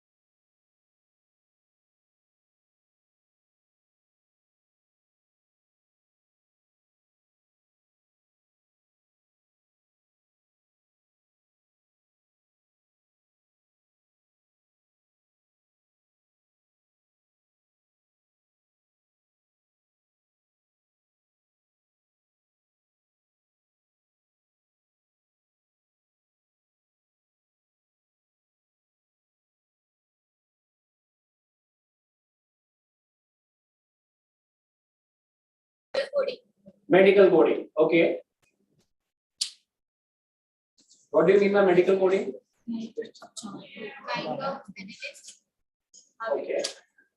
There are some medical codes that you need to understand. What else? Again, it's to some extent connected to insurance segment, health insurance. What else? What have you thought of? Come on, I'm pretty sure तुमने कुछ तो सोचा होगा. बिना सोचे तो यहाँ नहीं बैठे हो ना? Forensics. You watch CID? Okay. What else? Pharma industry. So, the healthcare sectors that I've mentioned, I guess you are pretty more focused on pharma and diagnostic. You haven't thought of health IT, health insurance, consultancy. Do you know what consultancy is? Yes. Okay. And now I am making a guess. Just tell me if I'm right or wrong. So the positions that you guys might have thought of is to take a position like a lab technician, right? Some research scientist, R&D scientist. Okay, because I was there 15 years ago. I was on your side, right? So I know what you might have thought of, right? Then medical coding is one area. Doing freelancing as a medical writer. Has anyone thought of that? Right? Or to get into complete pure analytical roles, because I guess you are biochem students, right? So that is also R&D or QC maybe, right? So have you guys thought of the salary range that you think that Indian industry offers to the freshers? Any 25 to 30, 20 to 25,000 per month. What else? 10 to 15, a more realistic number. But then it's also good to think big. But then I suggest you think much bigger than that. What else? What is the another benchmark that I can get to here? So I have heard 10 to 15. 10 is too less. Now, a lot of new policies have come, which is supporting, at least the basic stipend that you get after post graduation is 15 plus HRA is what I know. What else? 4. Okay, lakhs per annum. So the current stats for freshers, be it life science from any background, consider biochemistry, biotech, micro, or plain BSc. If you get into the roles that I've mentioned, the starting salary range starts from somewhere between 1.8 to 4 lakhs per annum. So that takes you to where? 25,000, max 30, right? So what do you think? Are you paid good? Are you paid less? Yes. Paid less. That's the reason many of you, I guess, one of your senior is planning to take a PhD after a post graduation outside India. In India. So be prepared to get your stipend a bit late. Okay, so yes, that is one good option. But if you see the trend, the past 10-15 years trend, students who want to pursue PhD or higher studies, they tend to go outside India because, again, the fact that, the other developed countries or first world countries like USA and European countries, they spend a lot of their GDP on R&D. Whereas in India, yes, the situation is now changing for past 5 years, or I'll say post-COVID, but definitely it will take time where healthcare sectors will start investing heavily on R&D. So current situation is you invest heavily in licensing a product and then market in India. So consider a company like Cipla, they will license a pharma product from Roche, a company like Roche, and then they will invest heavily on marketing activity. That's the current pattern. That's one reason why you guys are paid less, because R&D पे उतना invest नहीं होता. The second reason is, what is the second reason? Most common reason. The most common reason is we are freshers, right? So freshers generally they don't have that much industry exposure Our current syllabus is also designed that, now I guess, ma'am, NEP policies are changing to a lot extent.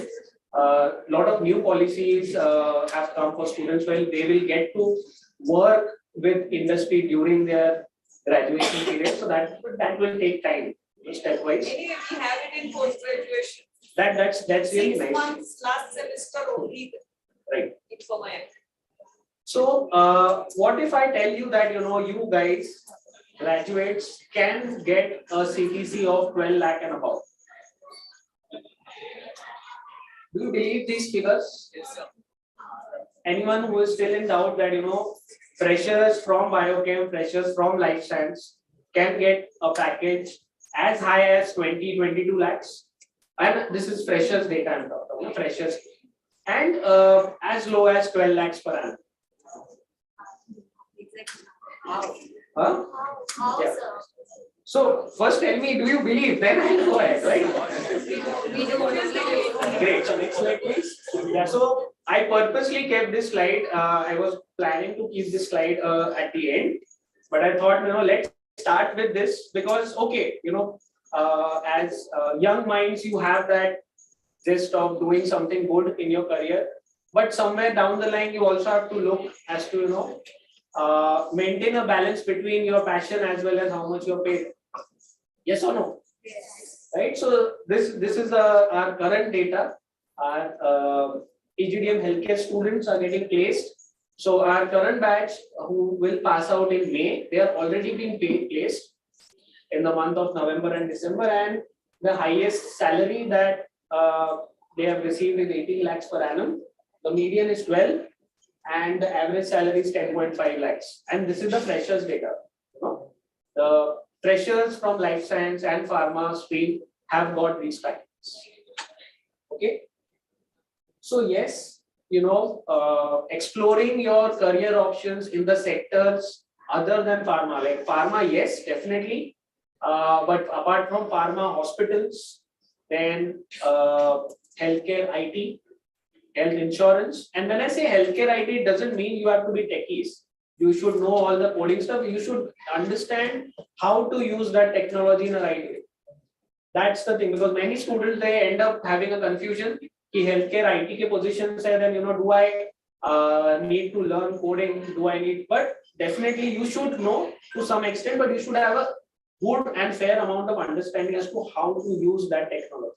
So are you aware of technologies like artificial intelligence, machine learning, IoT, Internet of Things? Can you give me a very basic example of artificial intelligence or machine learning? Alexa? Okay. Yes. Apart from that, more basic one. I don't think everyone has Alexa, at least in India. Yeah, even Siri. Not everyone has. कितने लोगों के पास है यहाँ पे? 20%. What is the most common platform that you use that has machine learning? Instagram, yes. Google, yes. Amazon, Yes. right? So when you try to buy a product, it automatically suggests you that you can also buy these products. Like, or X number of people have also bought these items along with what you have bought. How does the application know about it? It's all about data. It's all about how the machine keeps learning from the data. So it's all about how. Can you give me an example of IoT? Home automation, right? So let's say if I have kept my AC on, मैं यहाँ से बंद कर सकता हूँ. So now I'm saying that can you apply this technology in your day-to-day biochem field? You guys have labs over here, so you guys must be having refrigerators -80, incubators and all. So let's say your refrigerators, which are giving you temperature of -80, are connected to internet and via mobile application, and they are machines, so they can tend to break down, right? You are keeping a lot of your precious samples into it. Let's say it breaks down at 12 or 1 a.m. at night. You are at home, you don't know. So, it can immediately give an alarm on your mobile phone and then you can take necessary action. That's a basic example and application, So that's important. You should be able to understand how to utilize that technology in your healthcare world. So it doesn't need, that extent that you need your basic hardware and coding understanding. Okay. Next slide, please. Yeah, so these are the segments that I was talking about: hospitals, pharmaceuticals, diagnostics, medical devices, and medical insurance and telemedicine. Do you know what telemedicine is? Anyone? Telemedicine? Teleconsultation? Yeah. So that's a part of telemedicine. So that particularly has took place particularly after COVID. So a lot of companies are investing heavily in telemedicine platforms. Have you heard of a company like PharmEasy? Yes. 1mg? Yes. Right? So these are all telemedicine platforms. Okay. Can you go on next slide? So just try to give some examples of the company that you can look in these specific sectors. So particularly in medical insurance, companies like HDFC, the known companies, HDFC, ICICI, Bajaj Allianz, Tata, AIG, all these have a dedicated health insurance segment where they recruit freshers from life sciences. Right? Next slide, please. Yeah, so this is a very good example. I already gave an example of how Apple is doing big in healthcare segment. Similarly, a lot of other health tech companies or pure tech companies are getting big into healthcare as well. So for your understanding, Google Health Tech Lab is being based in Bangalore. They are working heavily on artificial intelligence, machine learning in healthcare. Right? There was one, if I have time, I would like to give an example of a project that we did at the school in Redex. It's called Gang2. So basically, we try to create an algorithm using machine learning. And what it does is, we try to feed that algorithm or that application with all the images of Tom from Tom and Jerry. We tried to feed all the images that we could find on internet, and we fed that algorithm with those images. And then the algorithm started learning from those images and started coming up with a completely new set of pictures of Tom, which were not earlier seen anywhere on internet. Right? Now, how can you use this technology in healthcare segment? Any guesses?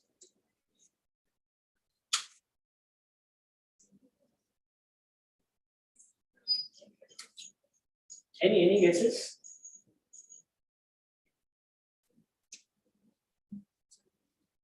So, have you heard of some very rare diseases in India like Nipah viruses, which was seen as an outbreak in Kerala in 2018? So, there were 9 cases, and 8 out of 9 died because of brain hemorrhage. Right? The diagnosis was unclear initially, and very less amount of patient samples to test and to understand what is the exact way. So you are biochem students, right? So you definitely would understand what could be the pathway in which a virus infects, right? So in such kind of cases where, consider Ebola virus or encephalitis virus, where patient samples are very less. So what this kind of algorithm can do is, using those 8 or 10 or 100 samples, it can create a database of 1,000 samples on that similar basis. How it generated that Tom figure from all the images that it learned, it can create a data set as high as 1,000 or 2,000 samples, and then it can be used in clinical trials. Getting my point? So technology is working to that extent. Take an example of radiology, right? X-rays, CT scans. So if to give an example or stats, there are very less amount of radiologists in India, and the number of samples that they come on a daily basis are pretty huge, right? Be it X-ray reports or other CT scans and all. So such kind of platforms can actually help these doctors to remove the the negative samples and focus only on the positive samples. So, such kind of technology. The reason I'm giving you example is you can it's all important how to implement these technologies in healthcare, right? Okay, next slide, please. Next slide. Yeah. So, giving a brief background about healthcare industry. Coming to the program. So this is our V School Mumbai campus in Matunga. Next slide, please. And the PGDM healthcare program was initiated in 2011, considering all the changing trends, the possibilities of job opportunities, not just in the age-old typical verticals like pharma, FMCG, and hospitals, but also exploring career opportunities for you guys in areas that I mentioned earlier, like health, IT, health insurance, consultancy. I was talking about consultancy. What do you mean by consultancy? Anyone? Ma'am, please give me a tab about the time as well. Yes, yeah. So we guys are, as faculty, we are used to take 2-3 hour long lectures. That's why. So any example of consultancy as a career option? What kind of work you would be doing there? Any companies that you have heard of that offer consultancy roles to life science students?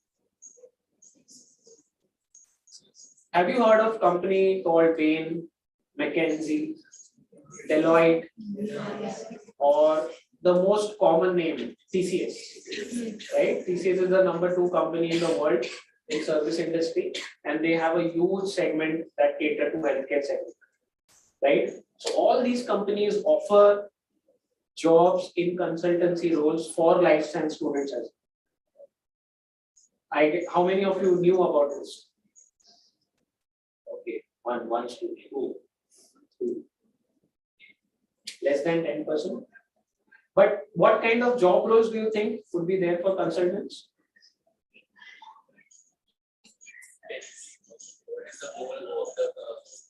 Third party. So basically, these consulting companies act as a third party company. So let's say TCS has n number of clients across the world in pharma or in healthcare segment, and consider a company like Cipla or Roche. They come to TCS with a particular problem statement. Let's say they want to establish their new company in Singapore. Is Singapore a viable country in terms of their political reforms, or in terms of all the regulatory policies that are there? Do they have to set up a complete new manufacturing company over there, or can they tie up with an existing company over there? What could be a favorable answer for them? It can also be competitive intelligence, that if they're planning to get into a diabetes segment in Singapore, what is the competition over there? Is it right to get into that country at this moment or not? There could be multiple problems that can come from a third party company, and it's fun because every time you get to work in on different problem statements, right? So that's the consultancy job. You provide your expertise to the company for decision making, right? So we started in 2011, considering all these opportunities. Currently 12 batches are passed. The student intake each year is 60. Next slide. Next slide, please. Yeah, so the suitability for this program is you have to be from any healthcare background, be it bachelor's from life science, biochem, biotech, micro. You can be MBBS students as well, pharma students. So we have a mixed pool of students who keep applying for this course. I guess the next slide would be much clearer for you guys to understand. So you can see mostly every year we get freshers. Around 90% are freshers, 10% are experienced student. But the other pie chart that you see, most of our student chunk comes from pharma and life science background, which are you guys. So they are getting placed in different verticals within healthcare. Next slide. So the USP of this program, which covers one of the problem that we discussed, right? You are paid less because you are not experienced, right? So this course caters to that problem wherein, more than 25 to 30% of our course syllabus is based on experiential learning, right? So experiential learning in the sense that, you're being assigned full-time paid summer internship where you get to work with companies. You get live projects which are paid. You get to work with companies on concept like global citizen leadership program, where healthcare companies across the world, they come to us to give a problem statement, and a group of students then, by applying design thinking approach and different healthcare matrices, they try to solve or come up with solutions for the problem statements given by the healthcare industry. So one example is, right in the first month itself, when the student joined the healthcare program, we have a concept called as industry immersion program, where they have been sent to different verticals, because it's very obvious that a life science student, let's say, will have little doubts, little notions as to, which vertical is suitable for me, right? So right in the first month itself, we take the students to pharma company, we take them to medical devices, we take them to health insurance, diagnostics, health IT companies, where they get to work and interact with the industry experts. So right in the first month itself, you get a pretty fair clarity in terms of, which sector would be suitable for me to make a career in down the line. Another USP of this program is, although it's a healthcare management sector, you get to choose the specialization in the second year. So first year, if you can just go to the next slide, please. So first year focuses purely on exposing you to all the healthcare verticals, giving you a balanced knowledge of health sector as well as management knowledge. And in the second year, you get to select your specialization, which could be life science management, pharmaceutical management, or hospital administration. Okay, next slide. So this is the pedagogy that I was talking about. Most of the focus is on experiential learning, where we talk about live projects, summer internships, GCL projects, industry immersion. Also, for each subject that we teach, we see to it that we bring in an industry expert to give that, essence of what exactly. So let's say if the subject is on biochemistry or immunology, we see to it that an expert from an industry comes and delivers at least one session on, giving you knowledge about what exactly is happening in the industry at that particular moment. So it's a complete hand-holding and, make a course that is designed to make you industry ready. And that's the reason most of our students are placed right before the completion of their course. So as I mentioned earlier, the data that I showed of placements, the students are going to pass out in May, but they have got their placements right in November and December. They are completely free of, all the thoughts that where they would be getting placed and other doubts. Next slide, please. Yeah, so this is pretty much what I've covered. So, we focus on all different verticals that I mentioned over here, not just pharma and hospitals. Next slide. This is the curriculum, basically focusing on what subjects are there. So maybe, I can keep it for 5 seconds for you to have a glance. We can have questions on this if you want. Next slide. This is for trying the second year subjects. Next slide. This was the experiential learning I was talking about. So the pointer is working. You can see right in the first trimester, you have something called fieldwork that I was talking about. The next 2 trimester, you have global citizen leadership program where you work and hand-holded with industry experts.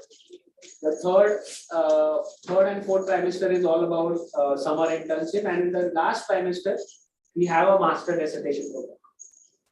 All are completely industry-based, making you industry-ready. Next slide. This is a typical student journey. I guess most of the thing I have already covered, but you can have a glance. Next slide. Yeah, so these are some of the companies, the recruiters who come to B school for placements. I've tried to segregate it in terms of the sectors that I was talking about. So if I have to talk about pharma industry, companies like Alchem, Glenmark, McLeod's are some of the companies who come to us. Healthcare providers, life science companies are also there. I've already talked about health insurance segment and health IT. So as I said, companies like EY, Deloitte, Infosys, they all offer healthcare oriented jobs. Next slide. These are some of the positions that you guys can tend to make a career in. Next slide.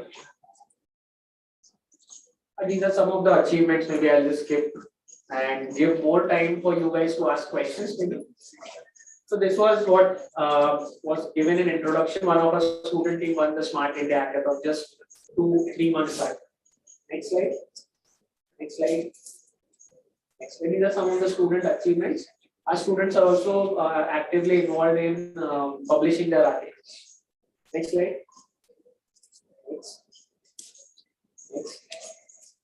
These are some of our alumni that I've mentioned. So if you see, if I can have your attention, please. I know it's a pretty tricky time in afternoon post lunch, but if I can have your attention just for next couple of minutes. So these are some of the alumni that I've mentioned. Over there, you can see Neeraj Patil, right?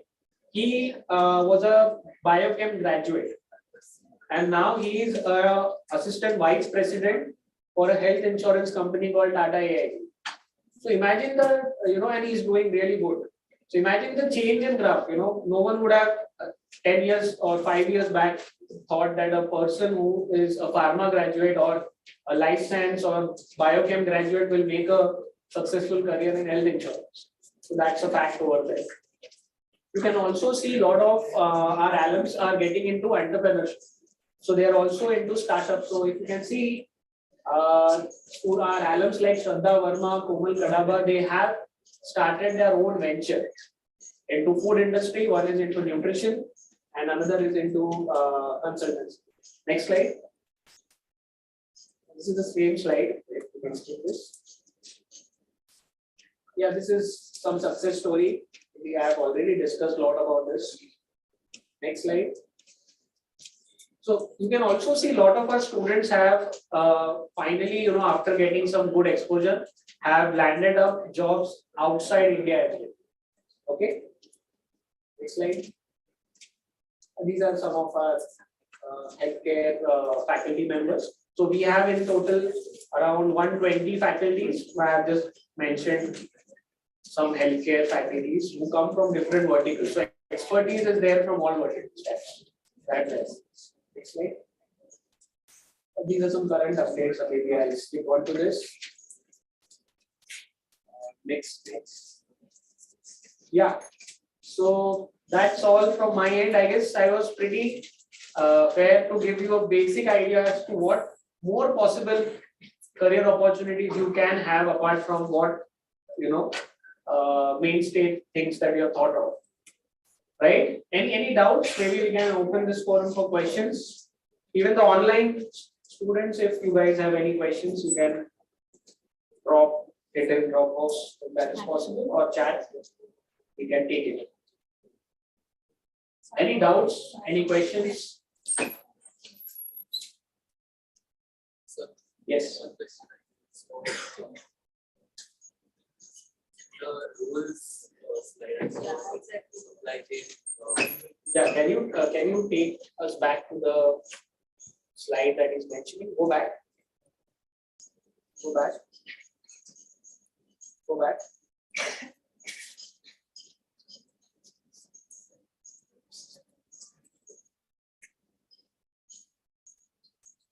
Yeah, this one.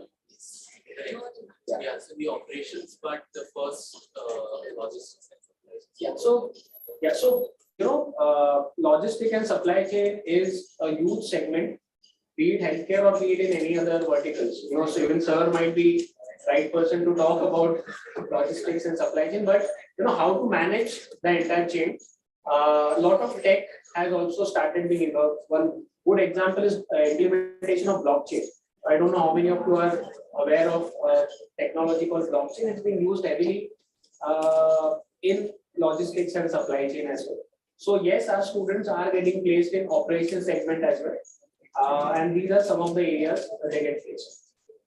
So basically managing the overall operations process. Mostly it's tech management, people management, process management. So those kind of job roles are. So there would be some companies who invest heavily in tech in these operation vertical. So then there comes an aspect of how you can manage the tech as well. In many cases, it's more age-old technique, process, and people-based. So over there, people and process management is what is expected. Anything, I'll keep this slide. Maybe if you guys have any other questions, people from there. You guys have any questions? People who are smiling, people who are sad. What are the questions that are there in your mind? So maybe people who are smiling, I can assume that they are happy because they are now able to see some new opportunities that they can explore and some new CTCs that they can target now, right? And people who are sad, maybe I don't know what to imagine. So if you're sad in terms of the process as to how to, get this healthcare management program done, maybe Lakshmi ma'am would be the right person to tell you how the process is all about. For applying to this program, students have to take a nationalized entrance exam. Maybe ma'am, if you can come on the dice so that the online students can also listen. And this is getting recorded, so it will stay there. Okay. All of you can hear me, right? Yes. Yeah. So whenever a student wants to apply for a management education, there are 2-3 mandatory steps. First is giving a nationalized entrance. So at Wellington, we accept CAT, ZAT, CMAT, ATMA, and GMAT.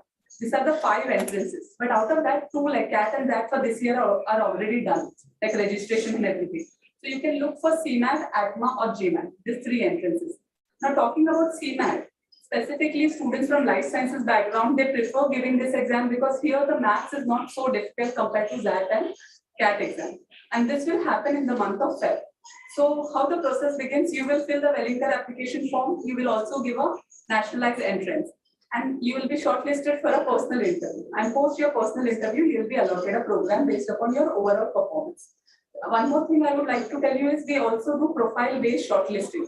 When I say profile-based shortlisting, we not only see your entrance score, we also see your profile. So students from life sciences background would be definitely having an advantage for healthcare program. So this is the overall process that we follow. Anything else related to admission process that you would like to know?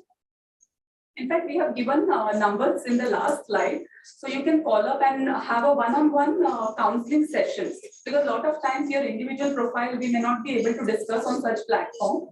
But you can always call up. There would be a counselor team who can guide you with the process individually. Okay, thank you guys. Any other doubts? Any other doubts, or maybe I can hand over the dice to sir now. So I wish you all the best with your career ahead, and feel free to reach out to us anytime for any assistance. Okay, thank you so much. Thank you.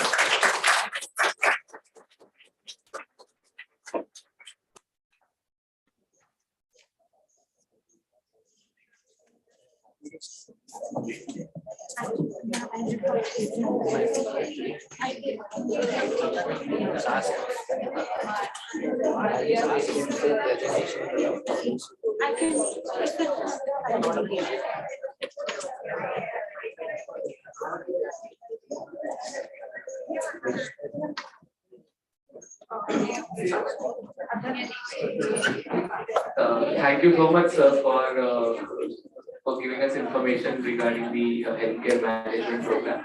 I call Yash to continue with the. Feedback, you have to fill and give it back. The pamphlet you have to keep for yourself. We'll bring one.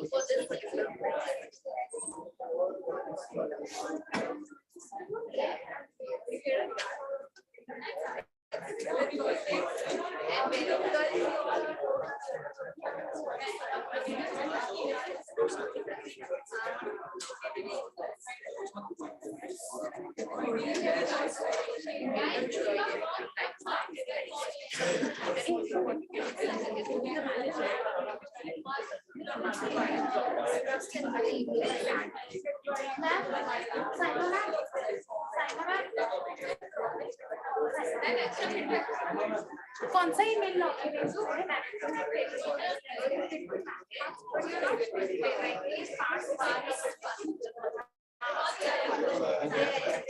आज time में कौन सा email login है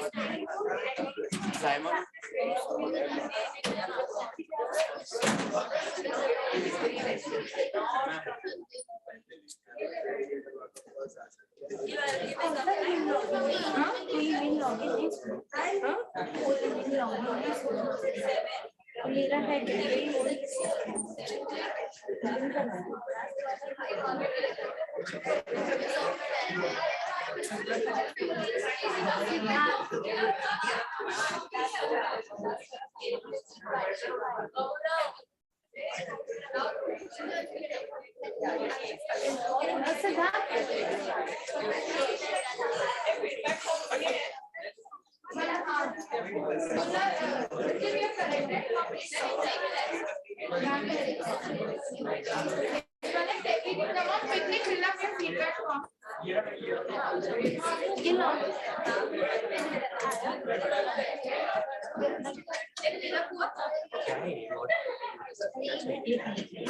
She wants the passport for wife. वो कहाँ अभी आप ही मिल गया. ये कौन सा email है? जी केतन सर.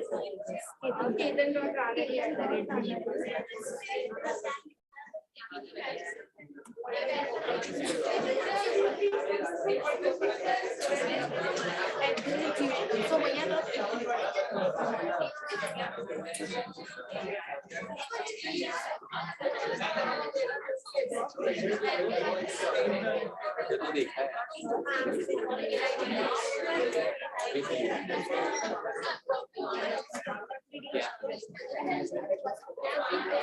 उन्होंने ये भी निकाल दिया. हाँ.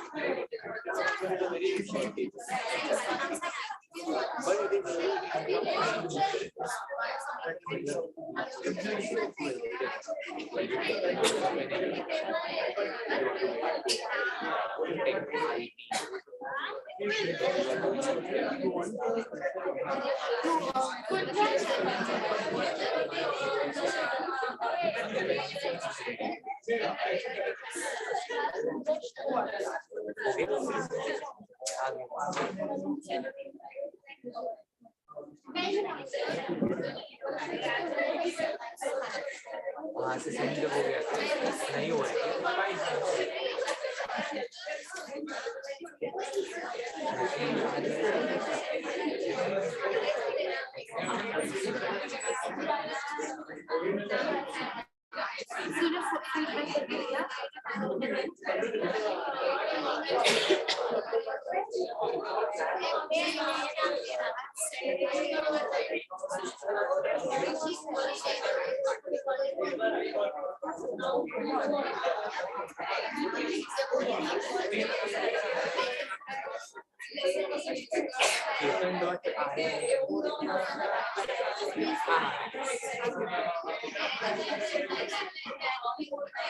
कौन सा वाला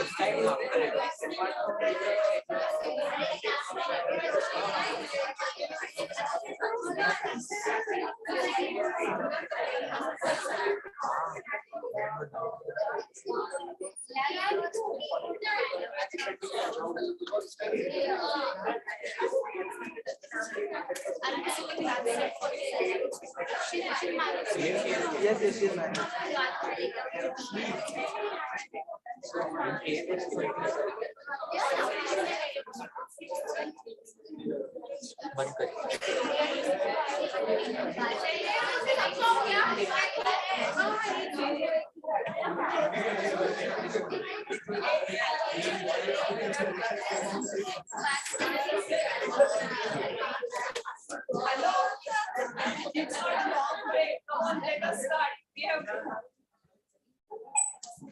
Attention everyone.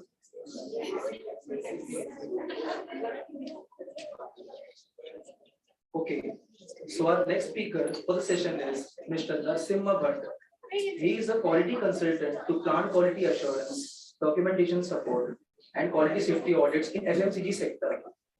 He is a quality assurance expert in development, implementation, and continuous improvement of the quality management systems. Developed Marico Business Excellence Model for plant quality assessment, integrating essential features for Malcolm Baldrige National Quality Award. Business recognition module. He has also done 3 assessment and final quality compliance audits for Marico owned plants, national and international locations. We are very honored to have your presence here. We welcome you, sir.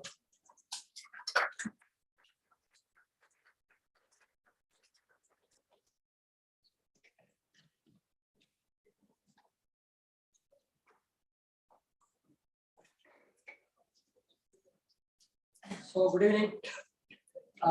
We will have a discussion on career prospects. So as of last so many years you are in the academics. So final day is going to come anyway. Okay, you are going to get the certificates. Okay. After so many days you might be thinking of where I can get the placement. Right? That is a important question in your mind. One thing you remember, in your home, if any key or any small item, if you misplace, you are going to start searching that, right? So you may get immediately sometime, or on that moment of time you may not get it. In the evening you get it, right? Or maybe after 2 days you may get it. Similar way, you are going to get the job. 100%. So it may take here and there sometime. Okay. Be positive. You are going to get the job. Okay.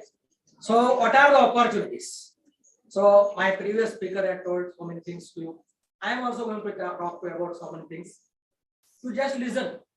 But one thing you remember, whatever available thing you immediately join. Don't wait.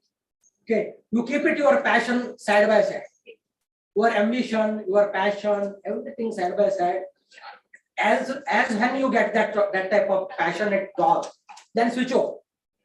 But don't wait that this is a small job. This is I don't like that job. Don't think like that. Whatever job is there, it is going to be helpful for your futuristic career. Join that job when you get it, or when you go for the interviews. Don't reject any interviews. This is my personal experience. On that basis, I am talking to you. Okay.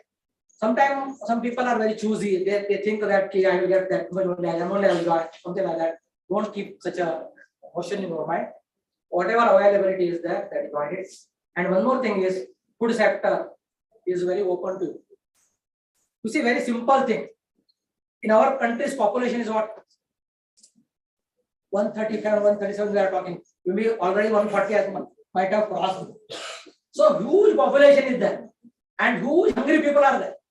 As long as hungry people are there, food is there. Food is required. As food is requirements, you are getting into the food related jobs. So don't worry about it. You are going to get the job. So let us start now. What are the positions are available? Please listen to him properly because we are going to do especially MSCs and TYBSc. If at all you take and come up in MSc, we are going to do some short-term courses with sir. So listen to his talk today very carefully because depending on your interest, I am going to choose those certificate courses for you. So you see here, this area is a very dynamic environment. Means so many areas are. So catering is there, milk is there, right? There are different FMCG umbrella is there. Okay. Yes. FMCG umbrella is there. So I'm not able to see that one. Can you change? Yes, sir. Yes.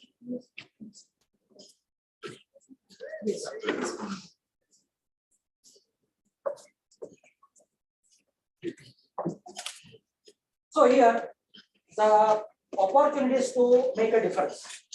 So a lot of different food recipes you can prepare.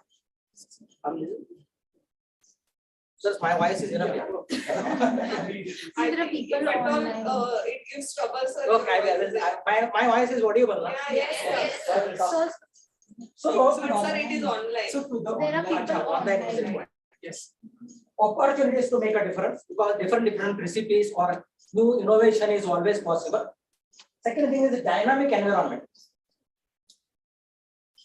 You have start with the manufacturing, then warehousing, then retail. Everywhere now, so many retail organizations are there. Things have changed. Dynamic environment is there. Career flexibility. Then food safety innovation, every stage of farm to fork lifestyle. Increase the globalization of the food system. More rigorous food safety laws. such as the Food Safety Modernization Act, heightened public awareness of nutrition and food safety, you know about that, and increased focus on transparency along the supply chain. Now earlier we didn't know the supply chain, any problem is there, we are not in position to see that. Nowadays, because of FSSI coming into the picture, the things are very vibrant, and in the newspaper or any other media, you are getting, even social media, any insult in the food or any food safety issues happen, they are coming in the social media very fast. So transparency is definitely that. Next slide, please. So these are the designations you are going to get it. This how many designations you are like to have? Any particular designation you are interested? Very much interested? Quality control of Quality? food safety or Food safety auditor. food safety or Food safety auditor. But why not packaging manager? See, that is a problem. When we learn in particular direction, but now you are now biochemistry tool. You always think that my chemistry, I should go along with biochemistry. It is differently you think. Because ultimately, there are so many packaging materials are there now. There is no guarantee what is the migration of chemicals leaching into the product, etc. is very difficult to understand. So this is one area you people are required. There are so many formulations are coming up, but ultimately primary packaging is plastic. So plastic, what level plastic is good, or what is happening after 1 year of shelf life, 2 years of shelf life. So you have to, who are the people, right people to understand about that. So why not that? So think of that. Any other area? Food stylist. What is this?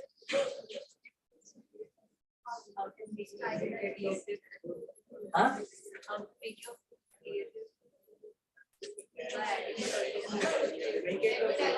Now in the manginis, etc., there are different structures they are making, right? Similarly, in the 5-star hotel, etc.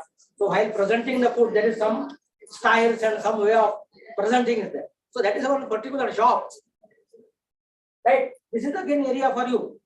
So next. So you want job, but you have to think of the skills also. So these are the things, skills are required. Interest in the food science and technology. First thing is you should have passion. Next one is interest in the health and nutrition. Awareness of consumer market regulatory. Then scientific knowledge, research skills, technical skills, meticulous attention to details. Very important. Something you listen, but nowadays Google Baba is there. So you have to go into the Google Baba and find out what exactly is it. So go into deep into it. So that sort of culture you have to build yourself. Practical skills, observation skills, problem solving skills, good team working abilities, very important. So you are working in the organization, you should alone, or I want to progress. That sort of attitude is not at all acceptable.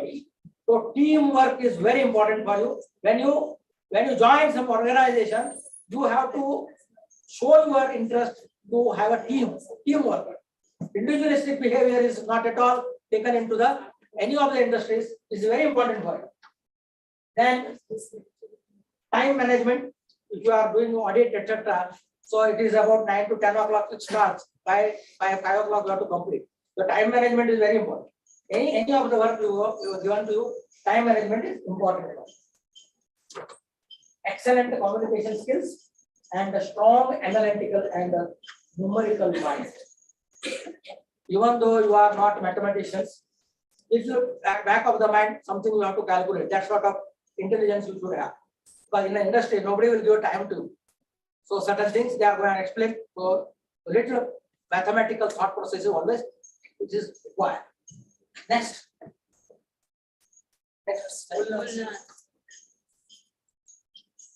So basically, food safety jobs are only three categories. Okay, first category is a little research and development.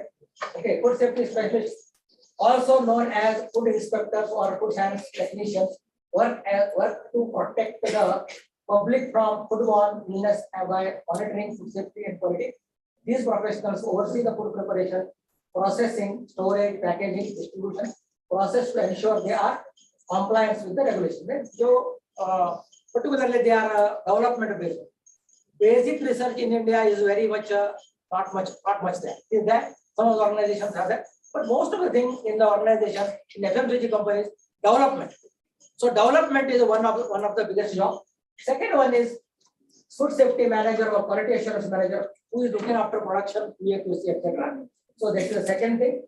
And third thing is compliance officer. So now the food governing body is FSSAI. So there is a licensing requirement, then there is a product approval, so then labeling requirements, all these things time to time changing, and somebody to look after those areas. So that is called, we call them as a compliance officer. These are the basically three areas the people who are in the food safety are placed. But to go by the agriculture sector and there are so many FMCG sectors, there are a lot of opportunities are there. I have taken up some of the examples here. Next slide. One more thing is I don't want to forget that is if you are ambitious to join government and last 10 years the FSA has formed in 2011 onwards, right? So last 11-12 years so many people are absorbed, but if you compare to the consumption, food consumption in India or food production in India, there is a huge opportunities. Time to time government is going to announce the food safety officer. This job is going to come time and time again. And if you are interested, you may be asking what is the progress there and what is a ladder, etc. I don't have any ladder there, but you can join as a officer and as a government part of the government. That opportunity is there. So FSSAI is I have taken some part of that.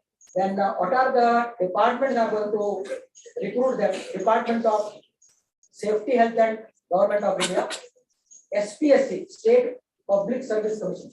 Since the jobs are central government FSSAI and state government food safety officers are by SPSC, and as a FSSAI again as a central government body, they are also recruited. Next.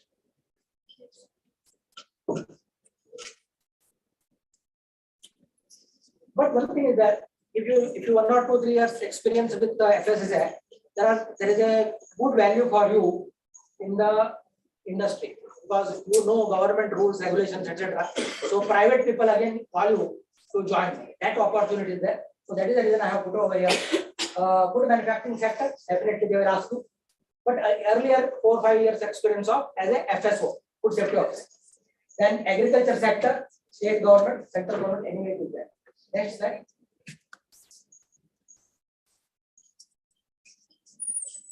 There are so many people are always interested to join some other country, go to some other country.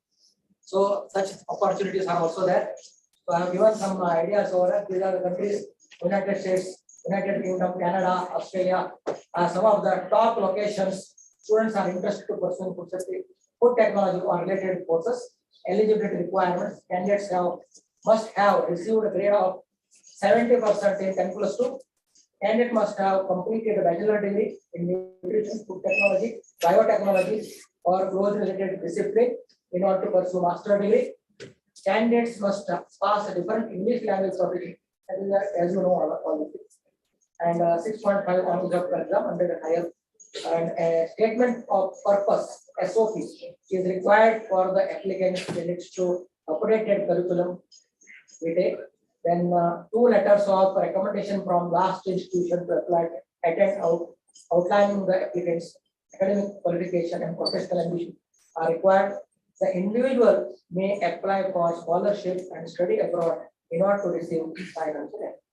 So this is a big opportunity.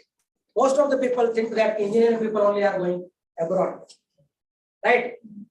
Or to pursue some masters in somewhere, but food also you can take along with. Okay, biochemistry people or whatever, microbiology or any food science people, they take the umbrella of food and go to the foreign country, pursue the 1 or 2 year education.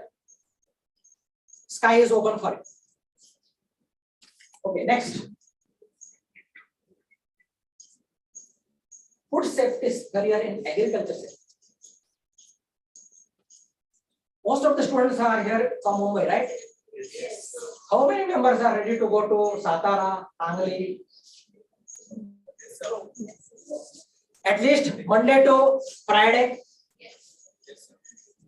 So very rarely I am finding people.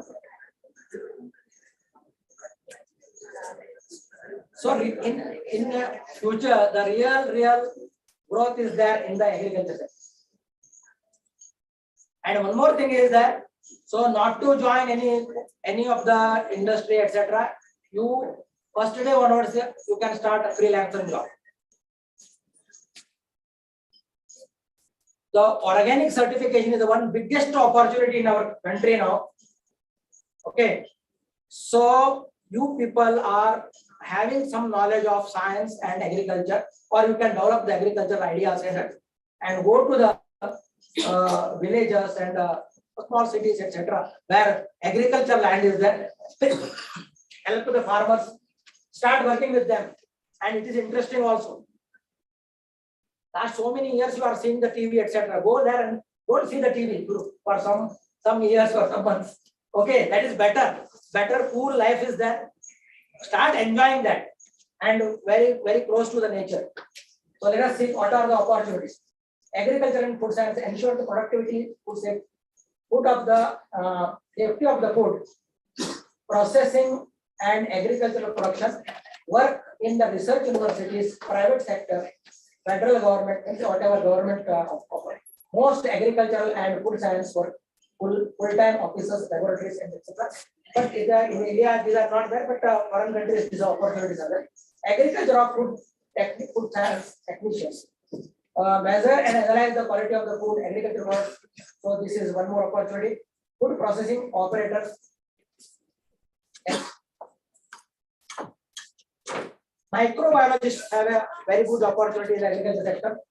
Then the chemists and material students and epidemiologists who are interested about the fungus or some insect or which are giving the problems on the agriculture crops, etc. So those are the jobs available. Next slide, please.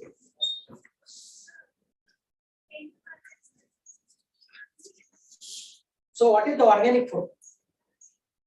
Organic foods are the products of holistic agricultural practices focusing on biodiversity, soil health, chemical-free inputs, etc., with the environmentally, socially responsible approach and are produced in the accordance with the organic production standards. This is what I was talking about. In India, nowadays, everybody's mind is whatever pulses, whatever cereals we are getting, how much it is free from chemicals. Okay. Commonly, whatever we are getting and the way in which the testing is happening, the 137 crore people are fed by this country. Maybe 1% also not get tested in the laboratories. But that much of infrastructure is not there. So now only thing is control at the production level. Where you are manufacturing agricultural products, from there the control should start. That is the only way we can do that. And you people are not interested. You want to sit in only Mumbai or Pune, then it will not happen because you are the knowledgeable people. If you start working with the farmers and educate them, this is not supposed to be used. This is a bad chemical. This is okay chemical. What percentage it is to be used? How to spray it? Because these are unpad people, whatever they will do. And ultimately we will eat that. It is happening now. Okay, so this is the area. Another thing is now the whatever organic certification system is there, participatory guarantee system, PGS. This is something self-approval system. You people to guide the farmers. One more thing you might be remembering, if I am having a 1 acre land, in my 1 acre land, I want to make the organic production, it is not possible. I have to catch hold of all my neighbors and I have to tell them, you all go for the organic production, because the chemical fertilizer of the neighbor person, it may leach into my field. So this problem is there. So who are the people can lead that? You can talk to the so many farmers and you make them to interest to go for the organic production, and definitely each and every for 1 kg 7 to 8 rupees more the people are ready to give. So this is the area you people, if you are really interested to go to the rural and work with the farmer, and this is where you don't require any job. You can yourself declare as a freelancer, go somewhere in Satara, Kolhapur, or whatever other areas, Bid or whatever in Maharashtra. Okay, and you can start your own way. And this is a very much interesting one area is that. And as our Prime Minister always says, Atmanirbhar Bharat. So this is the way you can yourself become Atmanirbhar and make the other people also Atmanirbhar. Next slide, please.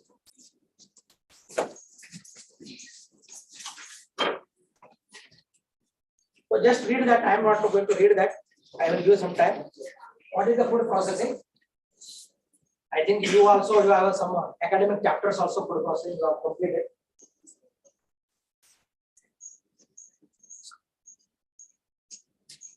So anything you do to make the FMCG product, so that's the food process. Anything you do something preserving the food, that is the food process. Biscuits manufacturing, oats manufacturing, or masala oats manufacturing, or edible oil refining, all comes under the food processing. And there are so many countries, so many examples I have given here, the food processing companies, and the job profile may be toxicologist, food technologist, food batch maker, food cooking machine operator, so many things are that. These are the designations. Generally in India, we generally call the chemist, right? So we call the chemist mostly. So this is the one. Next.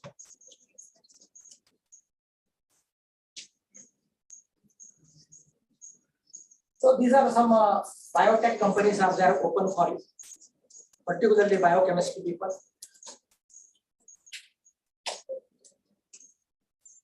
Biocon, Serum Institute. Serum Institute is very famous because of the COVID vaccination. Then Reddy's Laboratories, Bharat Serum, again Bharat Serum also very famous.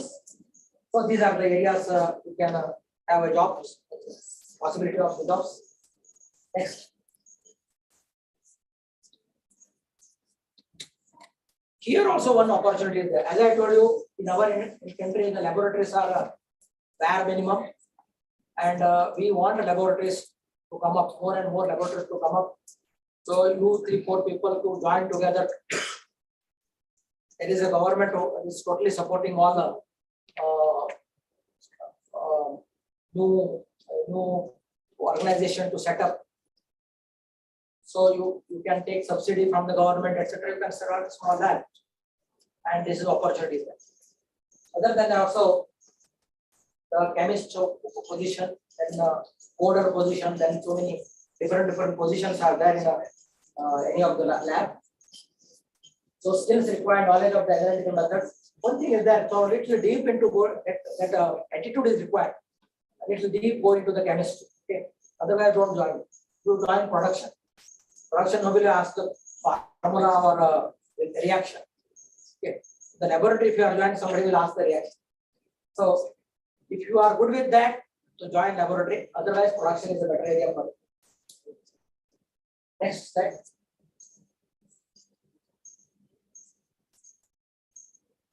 Research and development departments of all companies like Nestle, Britannia, etc. Government universities, ICAR, CSIR, CFPRI, etc. These are the laboratories. Government regulatory bodies, BIS, SSCI, all these areas are open for you. All government and private universities as a professor involved in teaching as well as research. One can apply for research projects independently. Government provide funding. Research collaborations can be done foreign universities also. Next.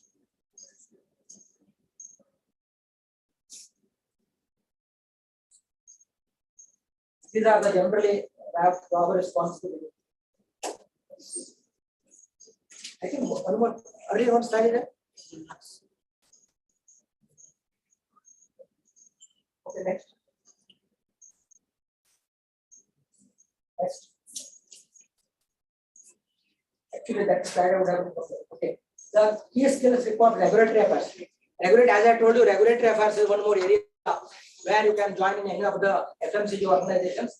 So the skills required for that: IT skills, core skills, analytical skills, time management, problem solving skills, presentation skills, interpersonal skills, and communication. These are the regulatory.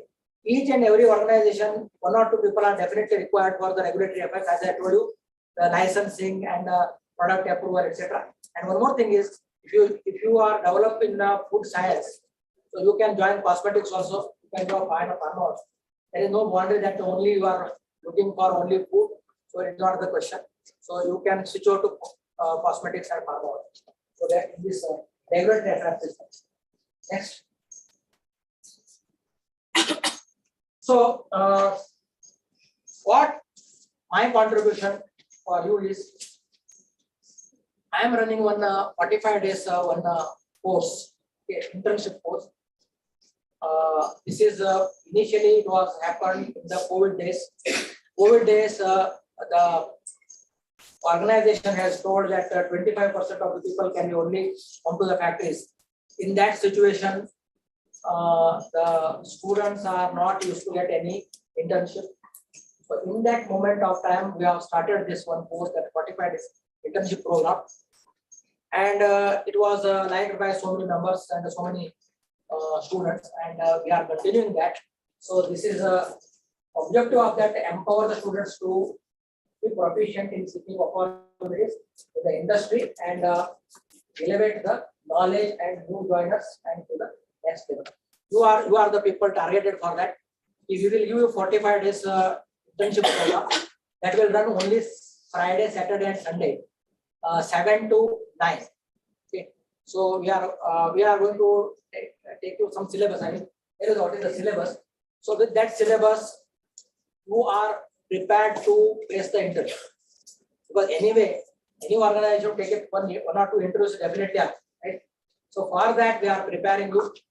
And in my observation, if any jobs are coming, etc., I will that also we are helping you to join.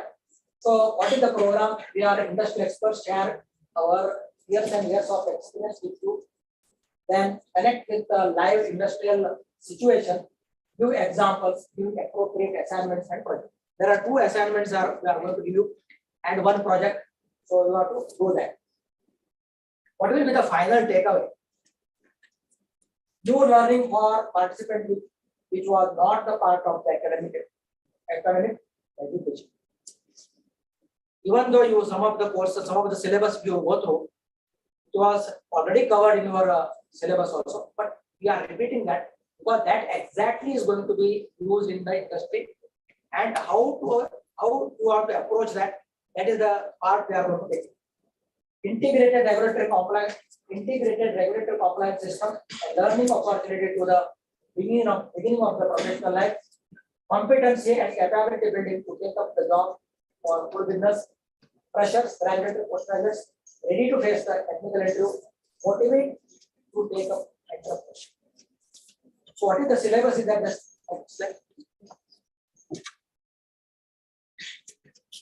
This is the syllabus we are going to take up.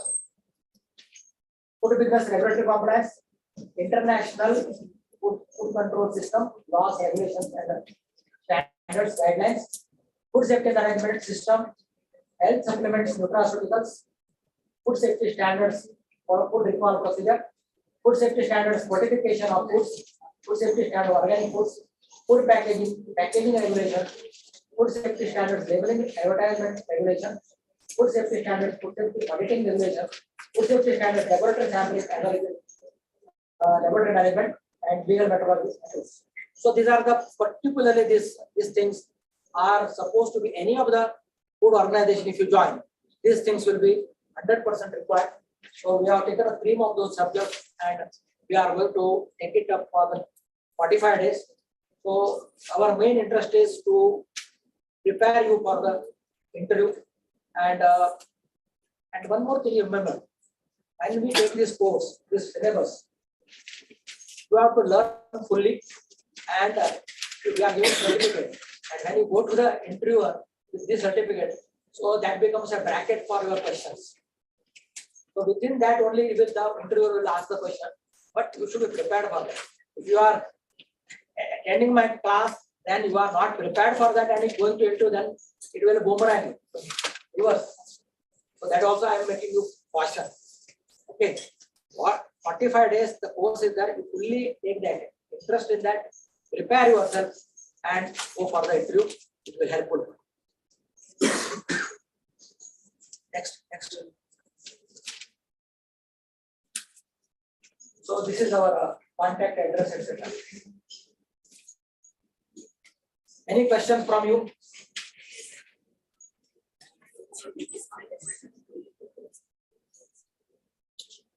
Please.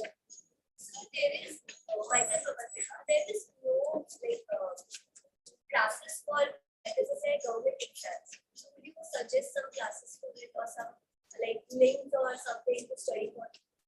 The FSO. FSSAI. FSO, that is post is FSO. Yeah. Food safety officer. As per my knowledge, in the YouTube there are so many books and so many things are there. But sir, there are books, there are videos, but everyone is showing some different content. If we are saying the syllabus, The problem is only central government vacancies now. There is something very regular things are there. State government again the syllabus is different. So each and every state government syllabus is different and central government syllabus is different. So some of the part of the syllabus we are covering, but in that there is some what you can say, just like bank exams, etc. The speed, numericals, aptitude, etc. Those things are one, and English language. So that about 25% subject is that you have to prepare yourself. Technical point of view, our course will suffice for. There are 75 marks, this one technical, and 25 marks that numerical aptitude and English language. There is two sectors, CPT 1 and CPT 2. Correct.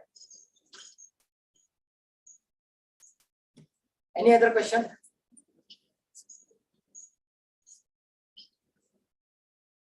No questions?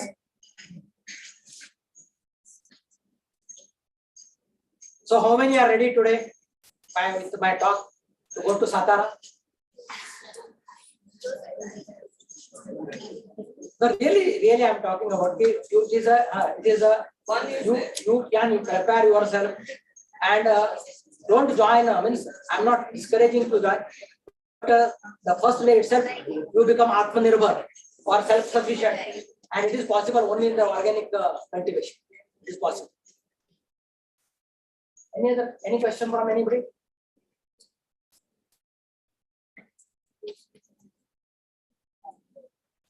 So can you more elaborate on ISO 2022? 22,000. Yeah. ISO 22,000 is an international standard, and it is most of the food industry is going to adopt that. And one more thing I want to tell you, most of the people's mind is ISO standard means it is to be implemented and certified by the certifying bodies. It is not like that. Any of the industry, they take up the standard and they can implement the standard, and their own internal auditor can do the audit on that particular standard, means that 22,000, and he himself declare that this is compliance. And your annual report is there, no? Financial report. In that also you can mention we are ISO 22,000 2018 version compliant. It is not necessary because when you go for the external audit from certifying bodies like Patecna or Bureau Veritas and or any other SGS, etc., then they charge you huge 5 lakhs, 6 lakhs, 7 lakhs, etc. They will charge. And it is not necessary. Standard is very good. Implement the standard thoroughly, and internally you do the audit and make it compliant. There are about 10 clauses are there. Context of the organization, then planning, leadership, then operations, then performance evaluation, then the improvement, etc. Those are the clauses are there, and those clauses are very important because an organization, if you implements the certain things, HACCP, etc., ultimately what is happening? Are the complaints have reduced? Very important factor is that. So if you are having my organization I'm running, and about 10-15 complaints are there from market, and once you implement the ISO 22000, that complaints should be reduced. Otherwise, my performance is down. So these are the things we have to look into, and actually that is important. Most of the companies earlier, one more thing was that in the packaging material they used to say packs, we are ISO 22000 compliant. But the ISO has stopped that. Don't write on packaging. So it has stopped. Because anybody wants to take the certificate only just to make the show, and it is not worth it. If you are taking the ISO, implement it thoroughly and make use of the system, and output supposed to be good. Okay. Yeah, I just want to ask you about food hygiene officer, because one of my students, Drashti, she is now in Abu Dhabi with Hilton group of hotels. Okay, and similarly, she was like them, MSc Part 2, and now she has done some certifications with you, and she is there now with Hilton Group. So See, I want them to be aware of that, so they learn that there is opportunity in that field. Now there's so many chains are there, right? Barbecue Nation is one chain, right? Yes. So similarly, there are even McDonald's, KFC. There are all over India. There are so many. In each and everywhere, there is one person is required to look after the hygiene. Okay. Each of the one of the established one position is there as a hygiene.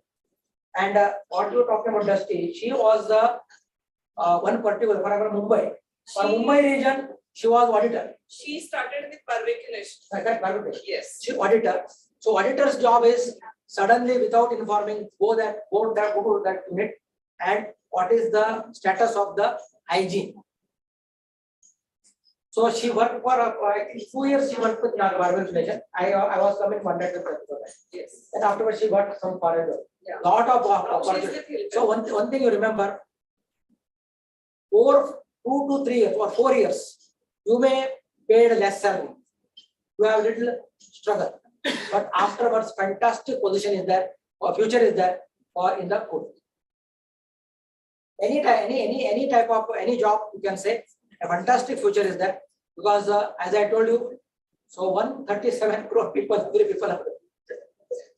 So that is a big consumption, and India is a huge consumption,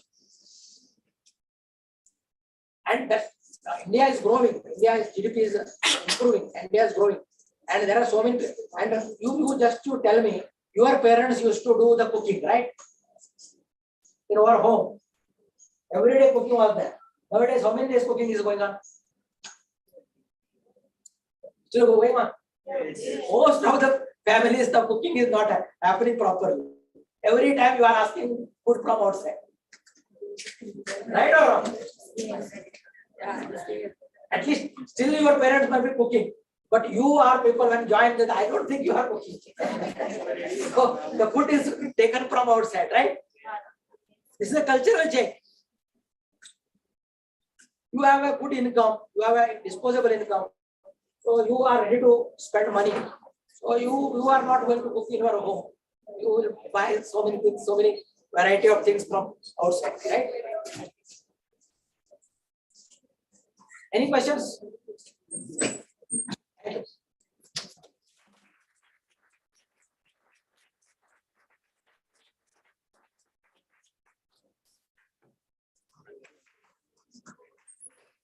before we end, ma'am was already there with the stalls. So she would like to say certain few things, before we end. Yes.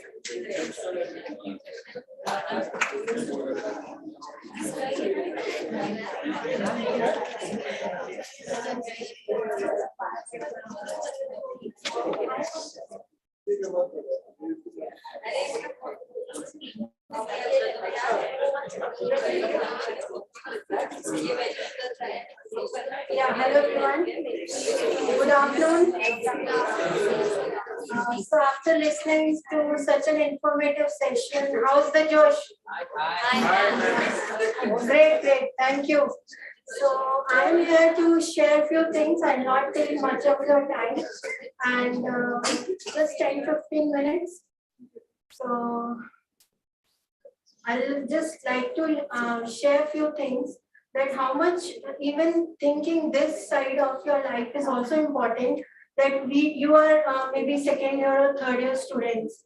So just you are going to be a corporate ready, even trying to find job or your own work. So just excuse me, actually I was in a hurry, so I'm short of breath. But thinking about your passion and then working accordingly is also very important. So I'll just directly go with the purpose. I'll not take much of your time. What you can see, just see this.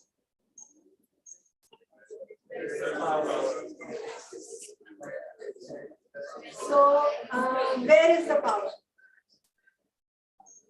I'd like somebody to share where is the power. Here is the sword. So where is the power?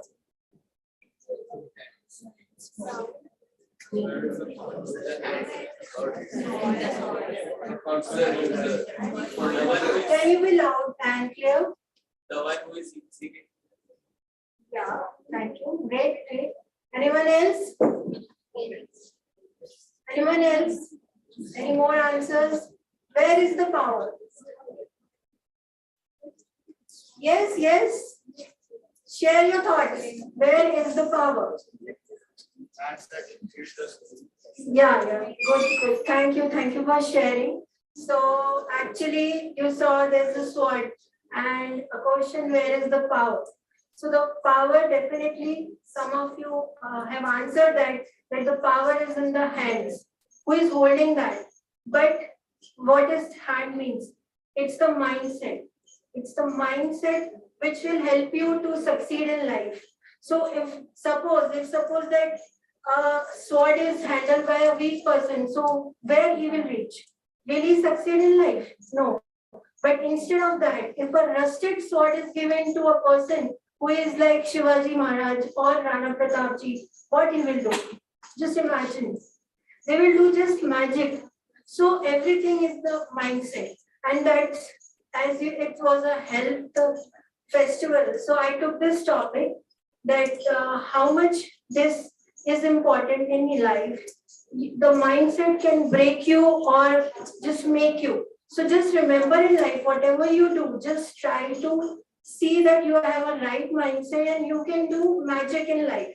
So like I am a counselor, I'm a certified counselor and I can share many things regarding that. But the main thing for you now at this moment is to have a very right mindset. This is the only word which I like to share here. I'll not take much of your time, but yes, I can definitely help you with the psychometric and the biometric test, which will help you to know about your personality and your inborn and acquired talent, which will help you to get more focus, where to go, what to do, and if you are confused, then definitely you should reach out to me. My number is 73040333428 and my webpage is brainygoldseduhub.com. So feel free to reach to me, and there were a few tests which I thought I would be taking. It's a free psychometric test, but I guess maybe you are not in that mood to give, but you just, if anybody wants, they can meet me after this session and take my number and connect me anytime. Thank you.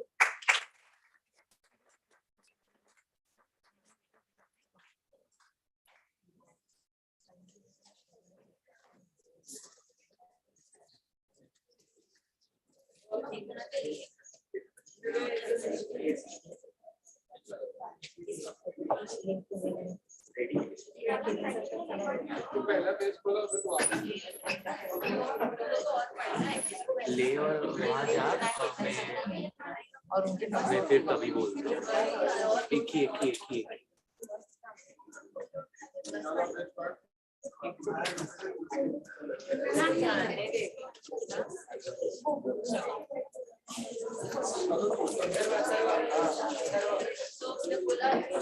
Thank you so much, sir, for your informative lecture on the food science.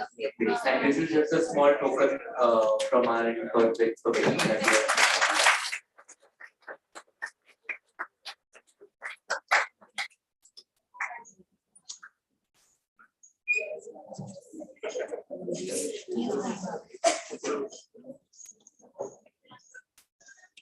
ये नहीं ये किसका है ये इसका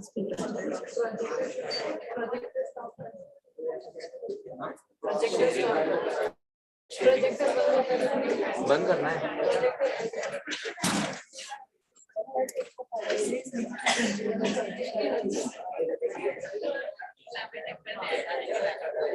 वापस चालू करना है हो गया ना प्रोजेक्ट तुम्हारा चल रहा है लेकिन मेरा फोन बंद हो गया मेरा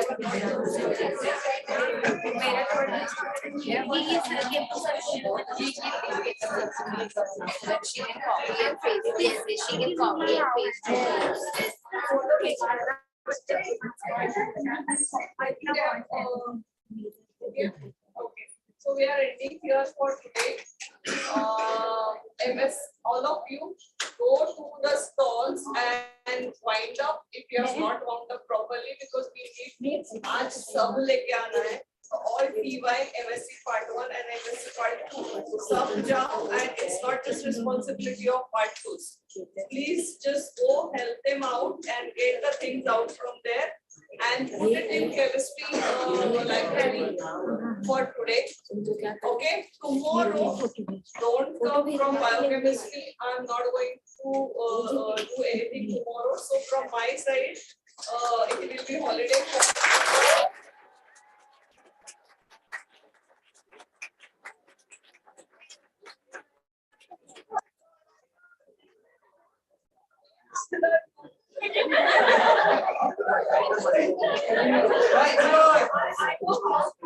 Energy from there. It's there. Okay, and it's the same at the end of the day also. You should know the way to get it out. So I go wrong way. So this was one of the ways. So tomorrow nothing. You can have holiday, relax, and then day after tomorrow MSc part 2. We need to discuss regarding your research project in future, and then there will be a lot of things you will be doing so that you finally go to your internship in March. Before that, there are MSc part 1s. You will be having lectures in bioinformatics for few days before you end for the break. Okay, and TYBSc or regular lectures will go on for some time, and then I will be planning few things with you that we will talk with. And yes, there could be I don't know, you are not having practical with me day after in 2 days, but maybe on Monday and Tuesday when my timings are there, there is some mentoring sessions which we need to complete and give those reports to college. That is remaining. So earlier it was online. If you remember, I used to do with each class. So we need to finish that. So please be there. Okay, I need to finish that. We need to discuss certain things and then we have to give the report. So, and of course, I will be doing it in your own timing. So see to it that you are needed there and you will be there. So it will be compulsory for all of you. Tomorrow you can take the break. Okay. So with that, right now, just go and take each and everything of our laboratory.